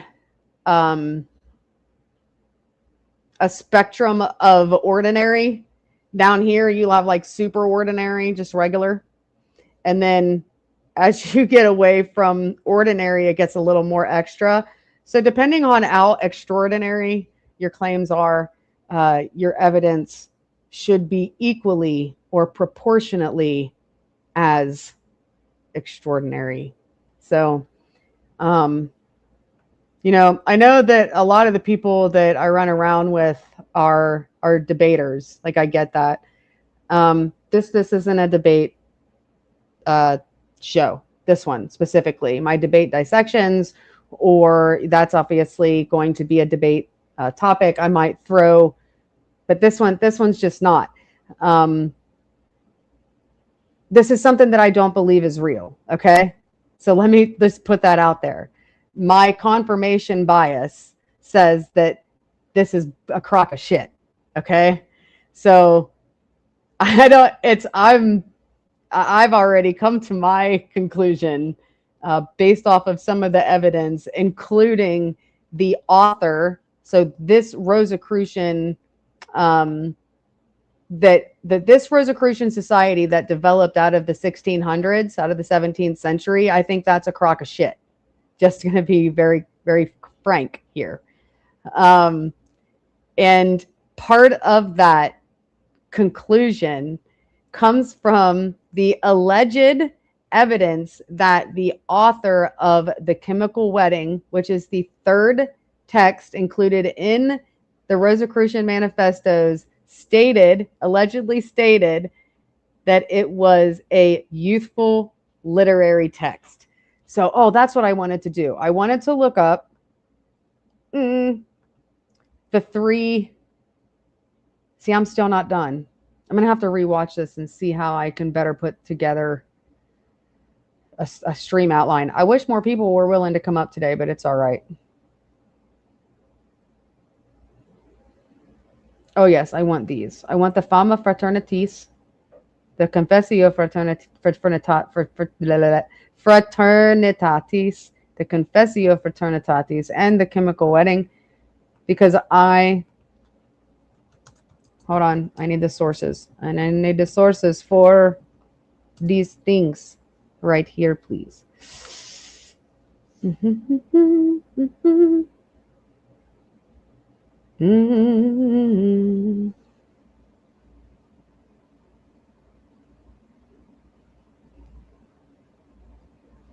All right. Fama Fraternitatis. Hold on. Ooh. Okay, so we did. So this is the text, because remember we looked at the Rosicrucian Manifesto, where in the beginning, so this one is written by Christian Ribisi. I think that's how you say his name. In this article, Christian Ribisi presents a history, and where did it go on to say like something about God or whatever? Hold on, maybe it was this one.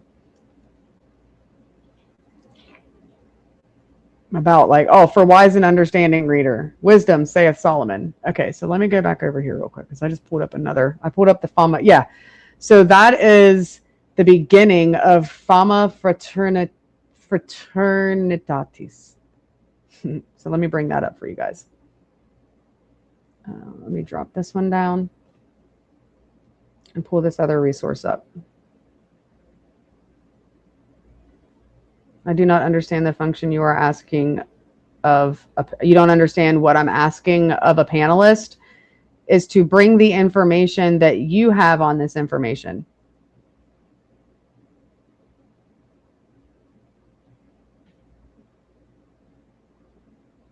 That's what I'm saying.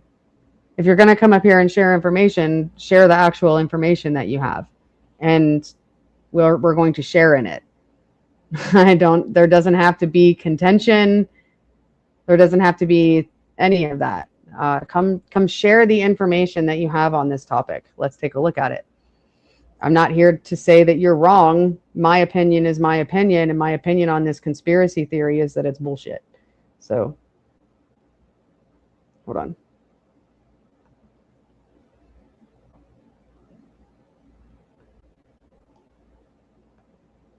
Ah, shit.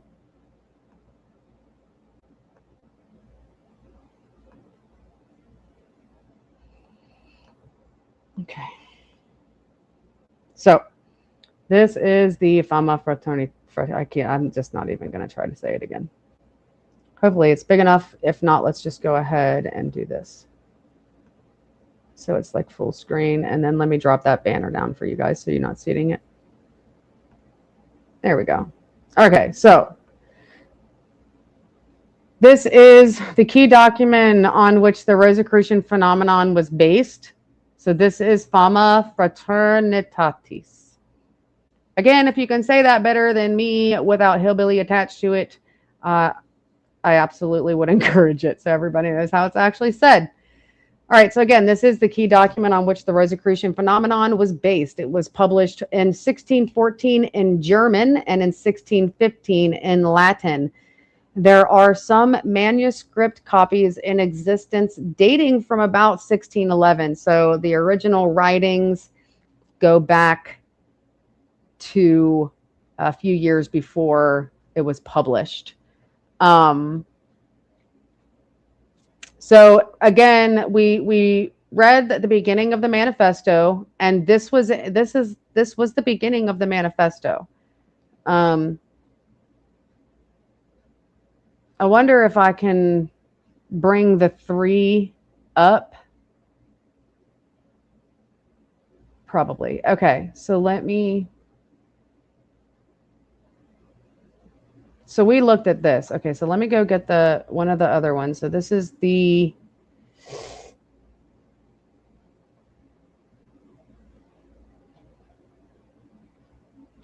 Is this the second one? That's the Fama Fraternitatis. Where's the Confessio? Okay, there's the Confessio. Let's look at it. Okay. So this is the beginning of the Fama. Hold on.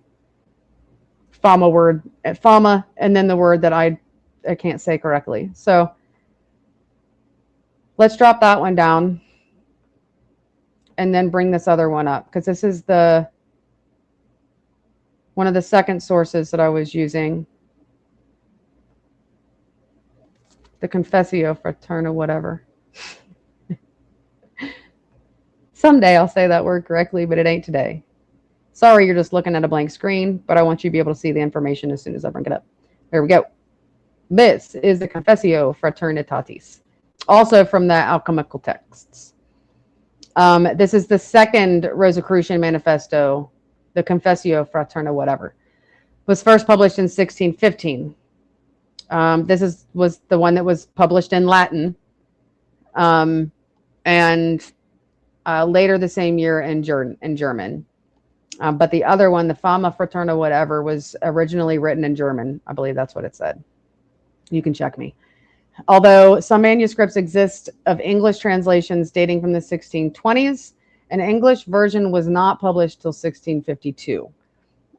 So there may have been some that they were making the translations, but the translations weren't published until 1652. And this was issued under the name of Thomas Vaughan, the alchemical writer. Alchemical or alchemical? Um, so this is the Confessio Fraternitatis, the confession of the laudable fraternable of the most honorable order of the Rosy Cross, written to all the learned of Europe. Whatsoever is published and made known to everyone concerning our fraternity by the said Fama, let no man esteem lightly of it, nor hold it as an idle or invented thing, and much less receive the same name.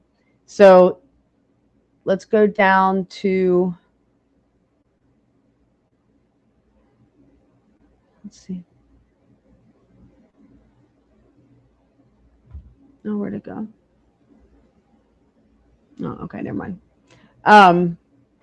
So there's the second, this is the second document that, I mean, it's the Latin version of the Fama, and then this, or one of the, or the reverse, I can't remember. So there's that one. So I'll remove that one. Hold on, I'll put my face back here so you're not just staring at my imaginary magic library. I'll drop that one. And then the chemical wedding. Ooh.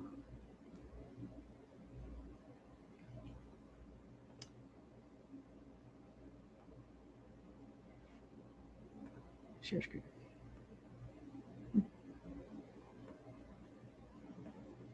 And then I'm going to do a chat check because I see it's moving. So I'll get over to it. Okay.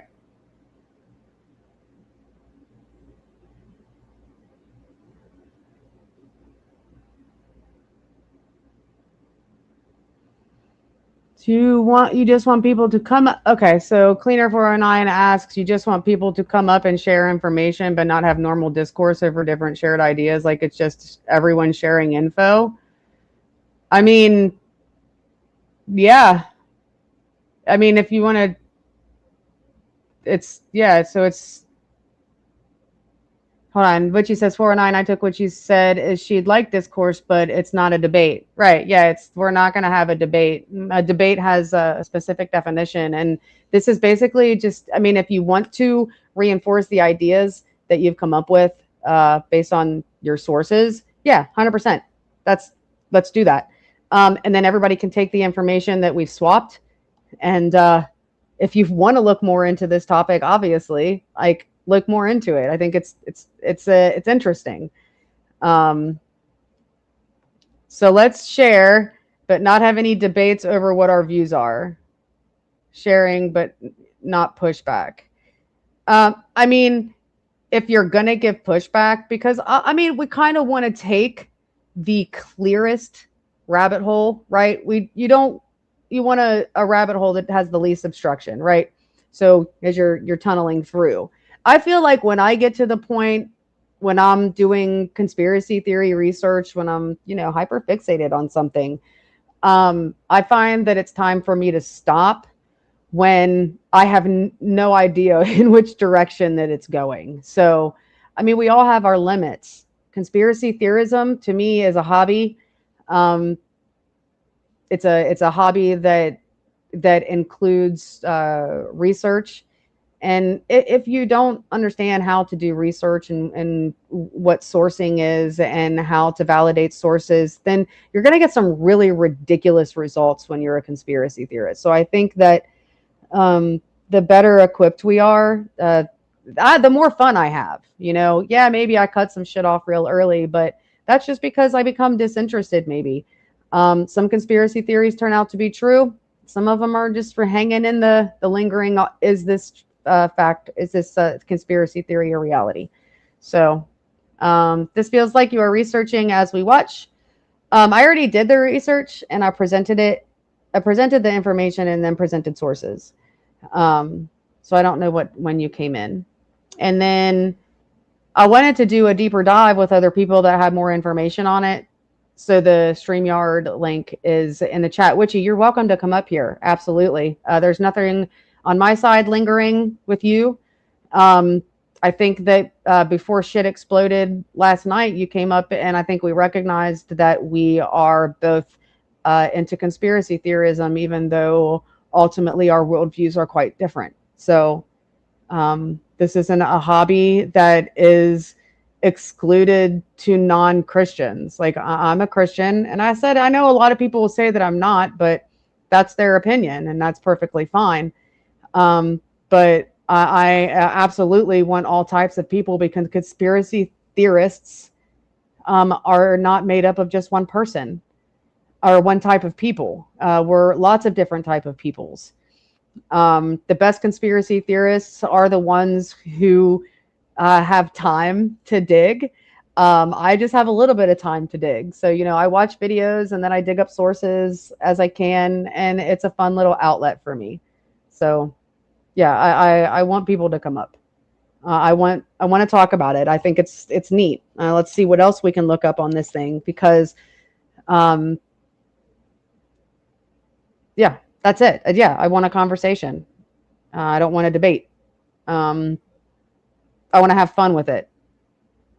Maybe I want to laugh at the ridiculousness of it. I don't know. From a Christian standpoint, I'm like, ha ha ha ha ha, that's so retarded. I don't, or maybe I shouldn't use that word, because now I'm out here saying I'm a Christian. It's ridiculous. Some conspiracy theories are just outright ridiculous. But I also have confirmation bias, and I'm not unwilling to say that. Some of my opinions are based on my worldview. Therefore, I have confirmation bias, because if something at first disagrees with my worldview, then I'm like, that's not right because this. But if the only reason that I can give is nuh-uh, then how foundational is my belief, right?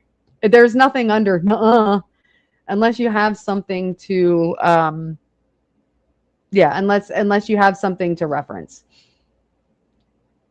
But I would love to have some people come up here. Cleaner. I write these messages knowing the answer and displaying where and when she reads it. Predictive understanding. Oh, I got it. I got you. So like, these are questions that are going to be asked. Yeah. Okay. Yeah, I get it. So you're just asking questions that need to be asked. So it kind of gives a framework of what Conspiracy Grove is. Look, Conspiracy Grove is where all the people okay, let's just get real transparent. Conspiracy Grove is the place that all the conspiracy theorists that run around with the same people on YouTube that I do can all come together and and fucking go down rabbit holes, because it's fun and it takes the pressure off, and I don't want to I don't want that kind of discourse. I don't want personal discourse. This is a battle of the intellect, right? This isn't, and where does your intellect and then where does your imagination take you? Like, and where do they meet together? Where does your imagination and your intellect meet together? Well, this is the place right here, Conspiracy Grove. And for anybody that didn't hear it, you know what? I'll just go ahead and play it. I wrote a little ditty.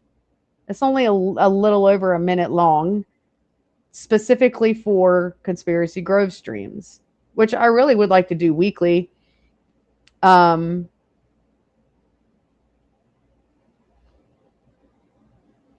Listen, 409. Okay, he says you have to be open to having pushback in any conversation. We're not all circle of agreeable women. You're absolutely right about that, Cleaner 409. But if you're going to come with a disagreeable attitude, you better come with some disagreeable evidence. So that's right. Right? If you have disagreeable attitude, have disagreeable evidence. Thank you very much. Witchy Bishy. I'll be honest, I'd love to join the conversation, but I don't suspect your audience or donors are going to like it. Maybe if I go up, I'll draw them to argue you. Okay, so if you see at the bottom, we don't have no grift attacks today.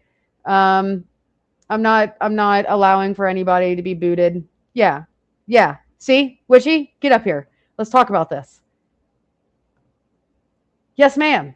Hello, hello. Welcome to Conspiracy. Everybody share this out to Emmett and everybody so they can come over and pay her to boot me or change my name or shut me up or whatever. Yeah, I mean, if they want to, they know yeah. I mean, if you want to be the focus of the attack, just No, financially, I just no, suspect that no, I could easily be a focus nope, of attack in your yep, crowd.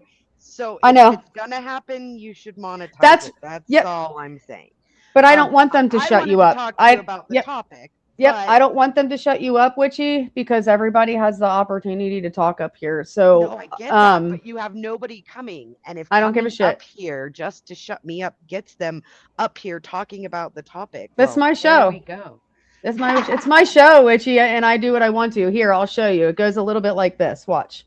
If you type exclamation point my show in chat, it gives you a little message and it reminds you that this is my show and I can do what I want.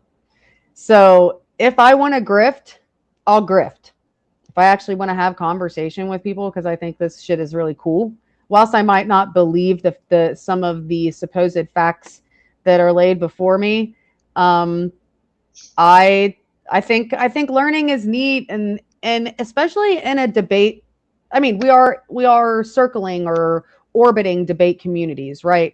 And we're out here trying to be big debaters, or I'm not. But No, I'm from the drama community. I just play in the debate because AVG yeah, you orbit, piqued right? my You kind of, interest, and then yeah, you orbit. Emmett is like a super cool character to watch. Like he really piqued my interest. Like I Yeah, like to study people because I've read a bunch of books and studied a bunch of religions. So now in my older age, I'm like a people watcher. yeah, So yes. I had a couple questions for you before Go we ahead. start discussing the topic. And Yep. the first one, are you Roman Catholic, Greek Catholic, Eastern Orthodox? Like where do you fall in the Christian umbrella? Yeah, so I have a combination of Roman Catholicism and multiple Protestant denominations, including non-denominational influence over my worldview. I lean when it comes to dogma and doctrine. I definitely leaned Catholic, but mostly, I mean, I agree with a lot of Eastern Orthodox. I mean, they'll call me a non-Christian. I call me a non-denominational. So I don't side with the Orthodox. I do believe that some of that is true. So some of what comes out of the Eastern Orthodox Church is true. But you're not like baptized and confirmed Orthodox, so you're a Protestant, according to the Orthodox. Mm-hmm. Yeah. Okay. You're not a pagan like me, which is anybody that's not Christian. You're still Christian. Well, no, I'm not. No. Protestant. No, according to the individuals that often run across, they'll say that I'm not. They'll say that you're not Christian? I'm not Christian. Yeah. Well, yeah, some of the Orthodox are kind of, because if you're not with an apostolic succession, then you could be believing anything. So that's what I wanted to touch on. That's why I was asking where you stood in the Christian realm. Is that what about the apostolic churches that still exist that are Rosicrucian? So you're talking about probably Coptic Orthodox because it's Egyptian, right? That's Coptic, right? Egyptian is Coptic. That came out of the. No, the apostolic churches I'm talking about are typically found in Germanic areas. I'm Slavic. No. Apostolic. The apostolic succession belongs, by their words, to the Eastern Orthodox Church. Right, but there's other apostolic successions there can't be that are claimed. Well, just like there can't be Protestants. Like so, but what I'm trying to get to is if this is a made up thing, then why does it still exist? I mean, Scientology. Oh, so but you're not talking about Rosicrucian though. You're talking about the Middle Eastern mysticism. Yeah, I got where you're going. You're talking about the Middle Eastern schism. Hold on. Let me finish. Let me finish. What I think you're referring to is the information that Christian Rosicrucians, which somebody identified earlier, the character Rosicrucians, his last name translates to Rose Cross.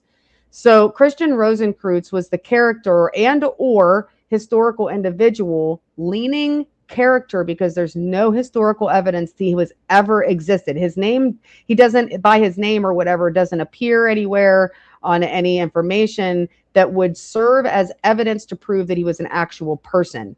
Now, in the Fama Fraternitate or whatever, I'm not even going to try and say it.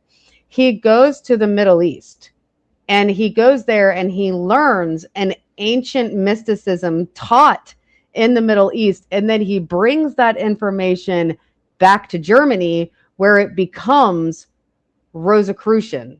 So it is of the Rosy Cross, and he is Christian Rosenkreutz, and Rosenkreutz translate to Rose Cross. So this is actually a society of Christian Rosenkreutz. This is not the mysticism of the Middle East, in which he brought some information back in the story. Like, this is in the story. As far as I'm concerned, this is a story. If someone can prove that Christian Rosenkreutz was actually a person, and that this was an actual society of individuals, that's what I'm looking for. Because at this point, there's no evidence of this person existing. It's just a story. But the faith still carries on today. It's not a faith. I mean, it is a faith, but it's not a faith. Well, I guess practice, it is a practice. Yes. Yeah. Right. So that was the focus. That was the focus of this. Is it directly from or influenced by? Now, and we found that the stories that were written, or the manifesto, the Rosicrucian manifesto, was put together using it's two texts, and in one there's two interpretations of the same text, which is the Fraternitatis. You have the Fama, I can't say that word. You have the Fama, and then you have the Confessio, and then you have the chemical wedding of Christian Rosenkreutz, which was, I was about to bring that up, because the author of the chemical wedding of Christian Rosenkreutz allegedly stated that, right? So we would have to still see allegedly, but he allegedly stated that the chemical wedding of Christian Rosenkreutz was a youthful literary text, which means a fucking fiction novel. So, I mean, to be fair, as far as practices go, the author of the texts for Scientology was a science fiction writer, Aleister Crowley, who you probably have heard of and have negative connotations with, went out and said everything he wrote was just stuff he made up in his head. Like, people who have this ability to create a following still exists, whether or not the texts are factual. So it's still... hold on a minute. I'm gonna display there. That way everybody can kind of see the comments, because I don't care if people see the comments. I'm trying to have a conversation and not have to like look over and possibly pop up a comment for everybody to see. So now you can see them on the screen. You keep talking. I'm gonna bring up the chemical wedding of Christian Rosenkreutz. Go ahead. Yeah. So, like, when you say that you discount this entire philosophy or practice outright because you believe it's based on something that's fantastical or imagined, well, a lot of things that we still carry forth practice today started from something that was fantastical or imagined, and are no less valid. Just because, like, saying bless you to someone when they sneeze, we still carry that on as a courtesy. So, like, saying that something isn't real just because it's not based in fact. We say bless you because we think their heart stopped, when ultimately just because you sneeze doesn't mean your heart stops. Like, that's my understanding of that phrase. Or because your soul was going to exit your body and you're chasing it back in. That was that a witch had cast a spell on you and your soul was going to exit your body when you sneezed, and if they blessed you, it would go back in. But it's ridiculous. Before they understood heart attacks and whatnot. But let's just let's just be clear though, we carry on practices even if what's behind them isn't factual. So does the practice itself then become invalidated just because you believe the basis isn't factual? Well, if your foundation has a crack in it, I'm gonna ask about your foundation. So if the rest of your house keeps let's say you have a crack in your foundation of your house and you don't know that there's a crack there. But other cracks seem to be appearing in other places. When I come in as a home reconstruction person, whatever that's called, when I come to the house to look at and I'm observing the cracks in your walls, the first place I'm going to go is to your foundation. So are there cracks in your foundation? And if there are cracks in the foundation of your conspiracy theory, you need to fill those cracks before you move on. That's just my opinion when it comes to like research methods. When I mean, conspiracy theory is it's fun, right? And sometimes we try to prove them correct and sometimes we try to prove them wrong. Just depends on what kind of mood I'm in, just to be honest. Well, I think we can't. The reason they stay theories is they haven't been proven Yeah, right. exactly. And we see So- some come true. We see some come true. Yeah, And yeah. we have the other ones still lingering in the conspiracy there's theory ones that have versus been reality. fully disproven that stop being conspiracy theories once they're actually fully disproven too. But Right. I mean, except for in real fringe conversations. But Cleaner says, I thought bless you was blessing someone, so whatever funk their body just expelled doesn't get back in. Demon. I mean, that's a myth too. But See? See how fun this is? Example that this is a practice, and therefore maybe the practice doesn't have to be based in fact to be worthy or valid or useful in modern times. Yeah. And I'm not going to attack Christianity because we're not on like a debate here, but I do want to point out that all faiths and all practices have cracks somewhere in them. And that's why I call myself a spiritual eclectic, because I look at things and I see where there are cracks and where there aren't. And say I'm looking at something by the same builder. You work in home reconstruction, you said, right? So we'll take your analogy. No, I don't. But like if I That was your analogy. Yeah, that's my analogy. So we'll I go have with your yeah. analogy. Say I go Yeah. into an area and I start to notice the same cracks and the same structural integrity in certain places of a house. And that makes me know after a while, oh, this builder built this house. Oh yeah. So yeah. Yeah, 100. Yeah, So I can that's- see. Yeah, so builder. that's Yeah, what right. I So do with if the religion. crack, yeah. So if the That's what I crack do is with in the religion. same place, yeah, I get it. If it's That's what the I do with same religion, is author I and look for multiple those cracks, places yeah, you where start to notice the patterns of where the cracks are. and, Yeah, and those cracks are the human parts because we are fallible. right. And 100%. where I things 100% are agree that. Dirty and strong, that's God, because it came through immutable, even with the human fallibility written into it, the immutable parts still come through. Yeah, and I would fair to say now, I'm probably going to set myself up for scrutiny here, right? But I would ask this. If and I part of me understands keeping the integrity of the faith, right? So we want to maintain the integrity of our faith, and with that comes a lot of evidence and whatnot. So my question to when it comes to Eastern Orthodoxy is, what is your main priority? Is your main priority legalism, or is your main priority allowing access to the fullness of the truth? Now, you can go to an Eastern Orthodox parish and attend their divine liturgy, but according to their traditions, if you've not been not just baptized, but baptized and charismated into the Eastern Orthodox Church, then you cannot partake in the Eucharist. And this is, can I reference back to your debate real quick? Oh yeah, no. Yeah. So this is where you reference like the gatekeeping, right? So why can't I do that? If if that part is so important, then why would that be restricted to just people that are baptized? And I think part of me wants to answer because those people that are baptized and charismated understand, but actually babies are baptized and charismated and partake in the reception of the Eucharist on Sundays and whenever else it's given. So it has nothing to do with the understanding. And so that is why I'm not baptized. That's why I'm not a part of the Eastern Orthodox Church, because I still have my own things that I am battling in my own brain.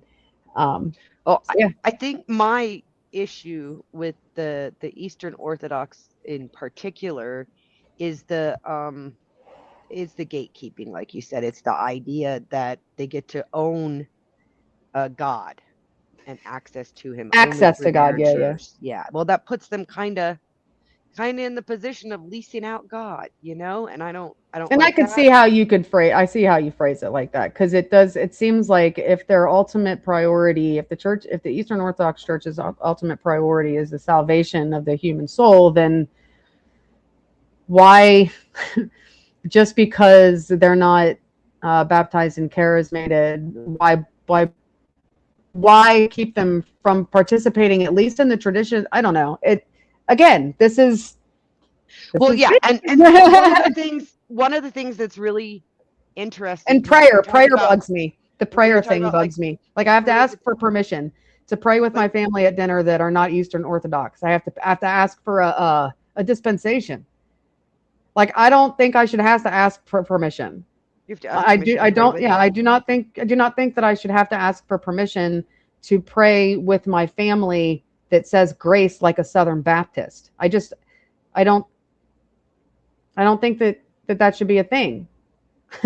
Yeah, that's odd. I don't. That's one of my biggest problems with most organized religion. But we're talking about Rosicrucianism, and one of the things that it's really interesting to me is if you look back in Catholicism, a lot of what the alchemical parts, the alchemy, the alchemical parts of influence. Rosicrucianism actually were part of the church and then were taken out later in later iterations of the church, which is part of the reason you have Well, where did the mysticism, sorry, you're making me squirrel and remember the sources we were looking at earlier, where it talked about the Middle Eastern mysticism that goes back as far as they can document. It goes back to 1500 BCE. So however you want to say it, BCE or BC. Is this it? Oh yeah. Hold on. Let me bring the Rosicrucian Manifesto up. Right. So what I was saying though is that the reason you have churches like the Eastern Orthodox that are apostolistic churches is because you have places where the church changes and certain sects don't. And some of them still do what are considered Rosicrucian practices today. The Eastern Orthodox wouldn't recognize them. But I'm just saying, throughout all of history, you'll have branches of the church breaking off and kind of sticking to some old way when the new way comes in most often. Yeah. Are you on your phone or on a computer? Oh, I'm always on my phone. I have a laptop, but it's not usually accessible for me. Okay. So let me see.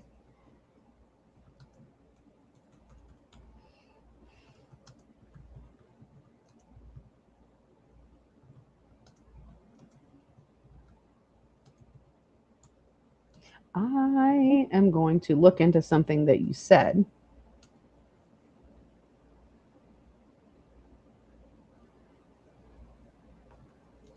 Like for me, I think that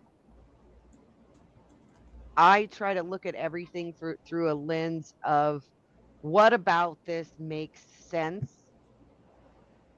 and then when I have that list, what about this doesn't make sense, and then I kind of mash the two together in my head.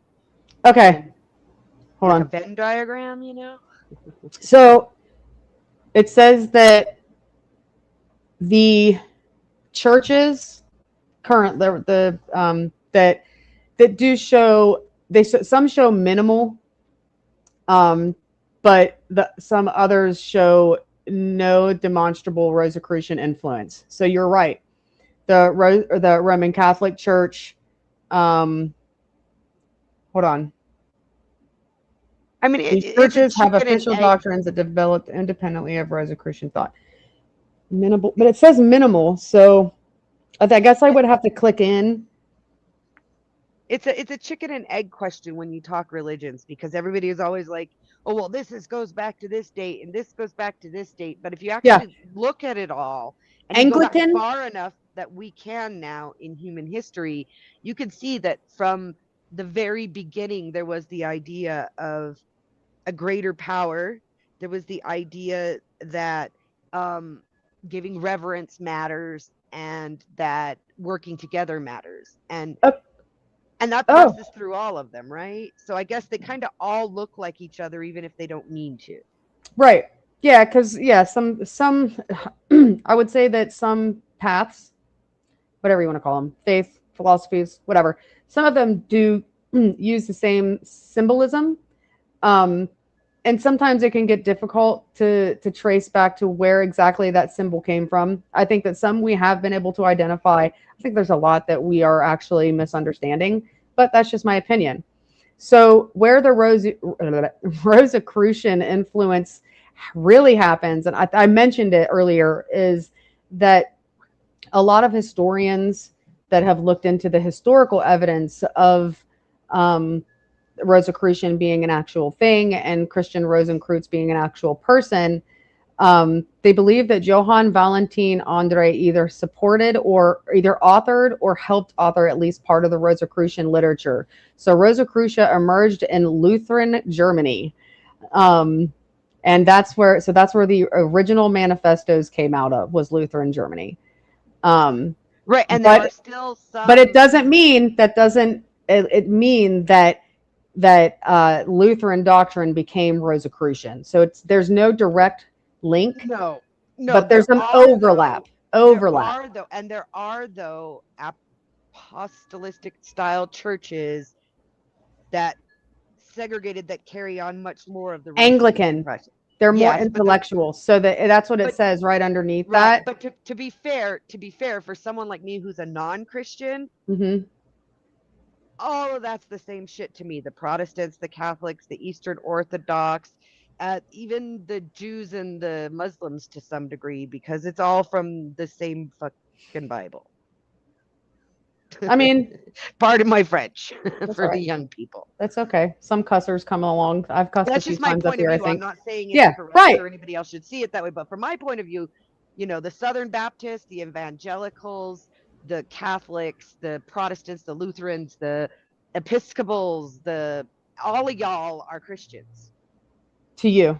All of y'all have a Christ being crucified in your faith. The Jews and Islam, they just border it because they take the Old Testament. Well, some of them aren't Trinitarians. So I think that's the distinction when it okay, so I will say, I'll take back what I said earlier, and that all Orthodox people would call me a non-Christian. I am a Trinitarian Christian.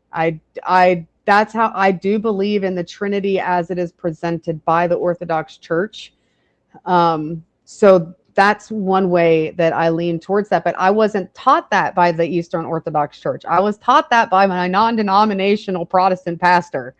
So I don't. So for me, 3 is a very powerful number, and having a Trinity isn't that hard because we are a Trinity. So if we're created in God's image, why wouldn't God be a Trinity? I don't like the masculinization of the Trinity, but I'm okay with a Trinity because we are body, mind, and spirit. We are a Trinity. So and 3 appears mathematically throughout the universe. So it's a magical number. So I don't have a problem with the Trinity. And I often call the source God, because if you ask 10 different people from the same church what God is, they're going to give you a different description. And that's because God is the one thing we can that some people can agree exists but can't explain it, and yet still agree it exists.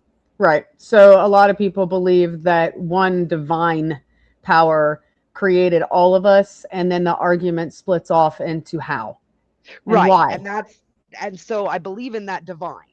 So Right. I'm with you there on even on the Trinity, because 3 is such a magical number, and triangles, and oh, don't get me started on that. We'll go off on a whole nother conspiracy theory. So I wanted to just bring it back to the Rosicrucian manifestos, and in the document here, which again, everything that I have shown you guys today, I'm going to drop in the description of the video before I repost it for reviewing. This one by Christian Ribisi, I think that's how you say his name. I do believe that right there means the fraternal order of, or I don't know, that whatever. I don't know what that means. Anyways, I'm not even going to try. So I take that back. But this is where it says right here, this is where Christian Ribisi presents the history and the narratives of the 3 Rosicrucian manifestos, published in 1614, 1615, and 1616. So this one has the whole, like you heard it, the history and the narrative. Right, right. And I watched most of the stream. I kind of bounced into a couple drama streams to give a couple of my buddies some shit for participating in stupid drama. But I watched most of your stream and some of it on 2X. So I'm kind of caught up on what you presented before I got here, just so you know. Yeah, and again, it'll be in the description, but like it goes into where'd it go? Into the Fez, City of Gold. So you have Arabia Felix, and hold on. Okay, so hold on. Oh, why is my computer is glitching on me? So this was his journey, right? This is the route that depicts his journey. So he comes from Germany. He goes down to Cyprus, down to Damkar, up to Egypt, into Fez, into Spain, and then back to Germany. So pause for texting. Yeah. You're echoing a little. Do you I don't know what's happening. Do you have a fan on your computer? Not the built-in one, but a fan pointing at your computer, because I get this problem when I'm streaming if I don't have the external fans on and have a bunch of screens open while I'm trying to stream, and I end up with like everything like is sticking. Like when I try and scroll, it sticks and everything's moving slow, and it's usually because my CPU is overheating. And I'm not a tech person. I just learned that from experience. Yep, that's probably what it is, because I just raised up and for some reason my internal fan's not kicking on. Yeah, so I probably need to raise it up. I probably need to put a fan underneath of it, honestly. Okay, so Infected Mushroom wants to know if we've ever heard of the Bhagavad Gita. I hope I didn't just say a freaking cuss word, Infected Mushroom. Don't be out here making me say cuss words. No, you didn't say a curse word, and yes, I have. And what is that? It's a series of edicts through the Hindu faith. Okay. Hey, Witchy, I have a proposition. Like a I have a proposition for you, because you seem to be the only one that's like as interested in this as me. Unless a couple of other people. But would you like to co-host with me if on your schedule of availability? Would you like to co-host Conspiracy Grove with me? Like it's like a weekly or a monthly thing? No, I'm going to be honest. Right now, I can't like commit to something that in the moment. But I would be interested. So, we'll have to like get a hold of each other behind the scenes. Are you in Denison's Discord? Mm-mm. Let me go grab an invite and I'll put it in the back chat, because that's the only Discord I'm in. I don't get in any other ones because I have never seen. I am on Discord though, so I've never seen anything that I've shared or done in Den's Discord come out on public streams, and that shit happens a lot out here. So that's the only Discord I'm in. So I'll send you an invite, that way we can find each other. And works for me. I would definitely want to talk to you about it behind the scenes, at least being like a guest co-host who comes in once a month or something. Whatever. But yeah, we could definitely work something out. I would like to see your channel grow. So far, everything I've seen has been interesting. I know we've had Try our to keep the drama differences. out. Oh, it's Yeah. hard being part of a community that has so much drama. I just want Yeah. this to be a space where that just Well, no, doesn't I fucking just happen. I wanted to say invited that that shit yesterday. yeah, I that was wholeheartedly weird. invited That that was shit all weird. yesterday. But to be clear, we have philosophical differences, and I think that might make it even more interesting for us That's to where good discuss conversations come some from. of these things. So I'm Who totally wants to down. have a conversation where you say something out of your mouth and the other person is constantly like, yeah, I agree. And then they something and you're like, yeah, I agree. What is so fun about those kinds of conversations? I want to be like, nah, check this out. Well, But look, you say this, but I found this. they either want to do that or they want to fight about it to the point where they're like making enemies out of each other over differences in bullshit. opinion. It's bullshit. It's stupid. So Like I'm not very- I don't hold to heart any of these conspiracy theories. The only quote unquote what some people call a conspiracy theory that I hold to is my Christianity. You can call it a conspiracy theory or you can call it a faith. It doesn't matter to me. It's mine and I'm holding to it. Wishy, I do appreciate you coming up here. I do think I'm gonna go ahead and end. Save your computer? Yeah. Since it's it's fucking like 95 degrees outside where I'm at. And I walked outside earlier and immediately felt like I had just stepped out of the shower. So it's pretty disgustingly grab that humid. link first so that you can join the Discord before you shut it down. And I got it. Thank you for having me up and see you again soon. Yeah, absolutely. Thank you. All right, I got that pulled up. There we go.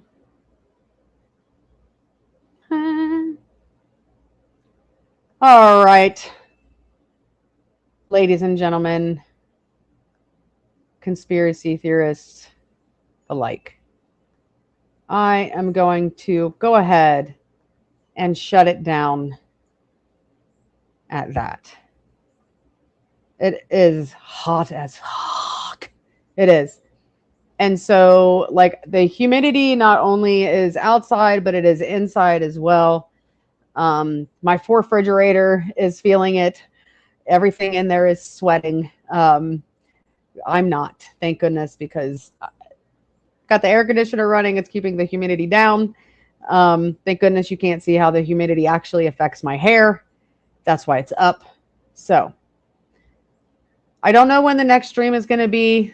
It'll probably be tomorrow. I don't know what I'm going to play around with. Tomorrow's Tuesday. So actually tomorrow is Taco Tuesday. So look for that later on today. Probably, let's say a 2:30 stream. 2:30. Between 2:30 and 3:30 is probably when I'll do it. So we'll do Taco Tuesday. I'll bring some topics. You bring some topics. And we'll enjoy each other's company for the sake of YouTube's viewing pleasure. All right, ladies and gentlemen, with that, let me get our weirdo song pulled up. I apologize if you wanted to watch me for a longer period of time. However, it's just not in the cards today. So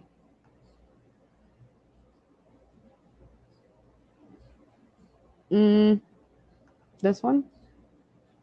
Yep. All right. To all you weirdos out there, from this weirdo right here, have a fantastic day. We'll get this song playing.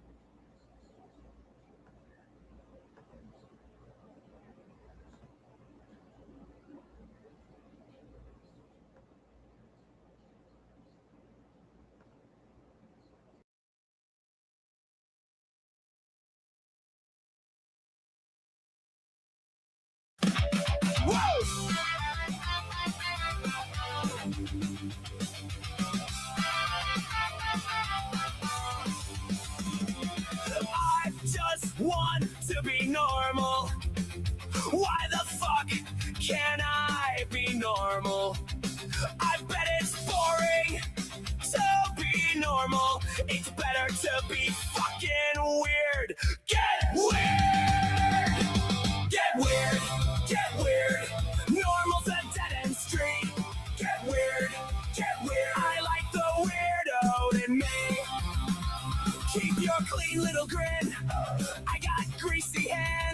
I trip over the rules, then I laugh where I land. If I fit in, I choke. If I don't, I breathe. I was made for the glitch, not the box that they give me. Get weird, get weird. Normal's a dead-end street. Get weird, get weird. I like the weirdo in me. Tripping over nothing, dropping feathers. You don't have to be alone. We can get weird together. You can show me your collections and I can show you mine. We might be weirdos, but I think we'll be just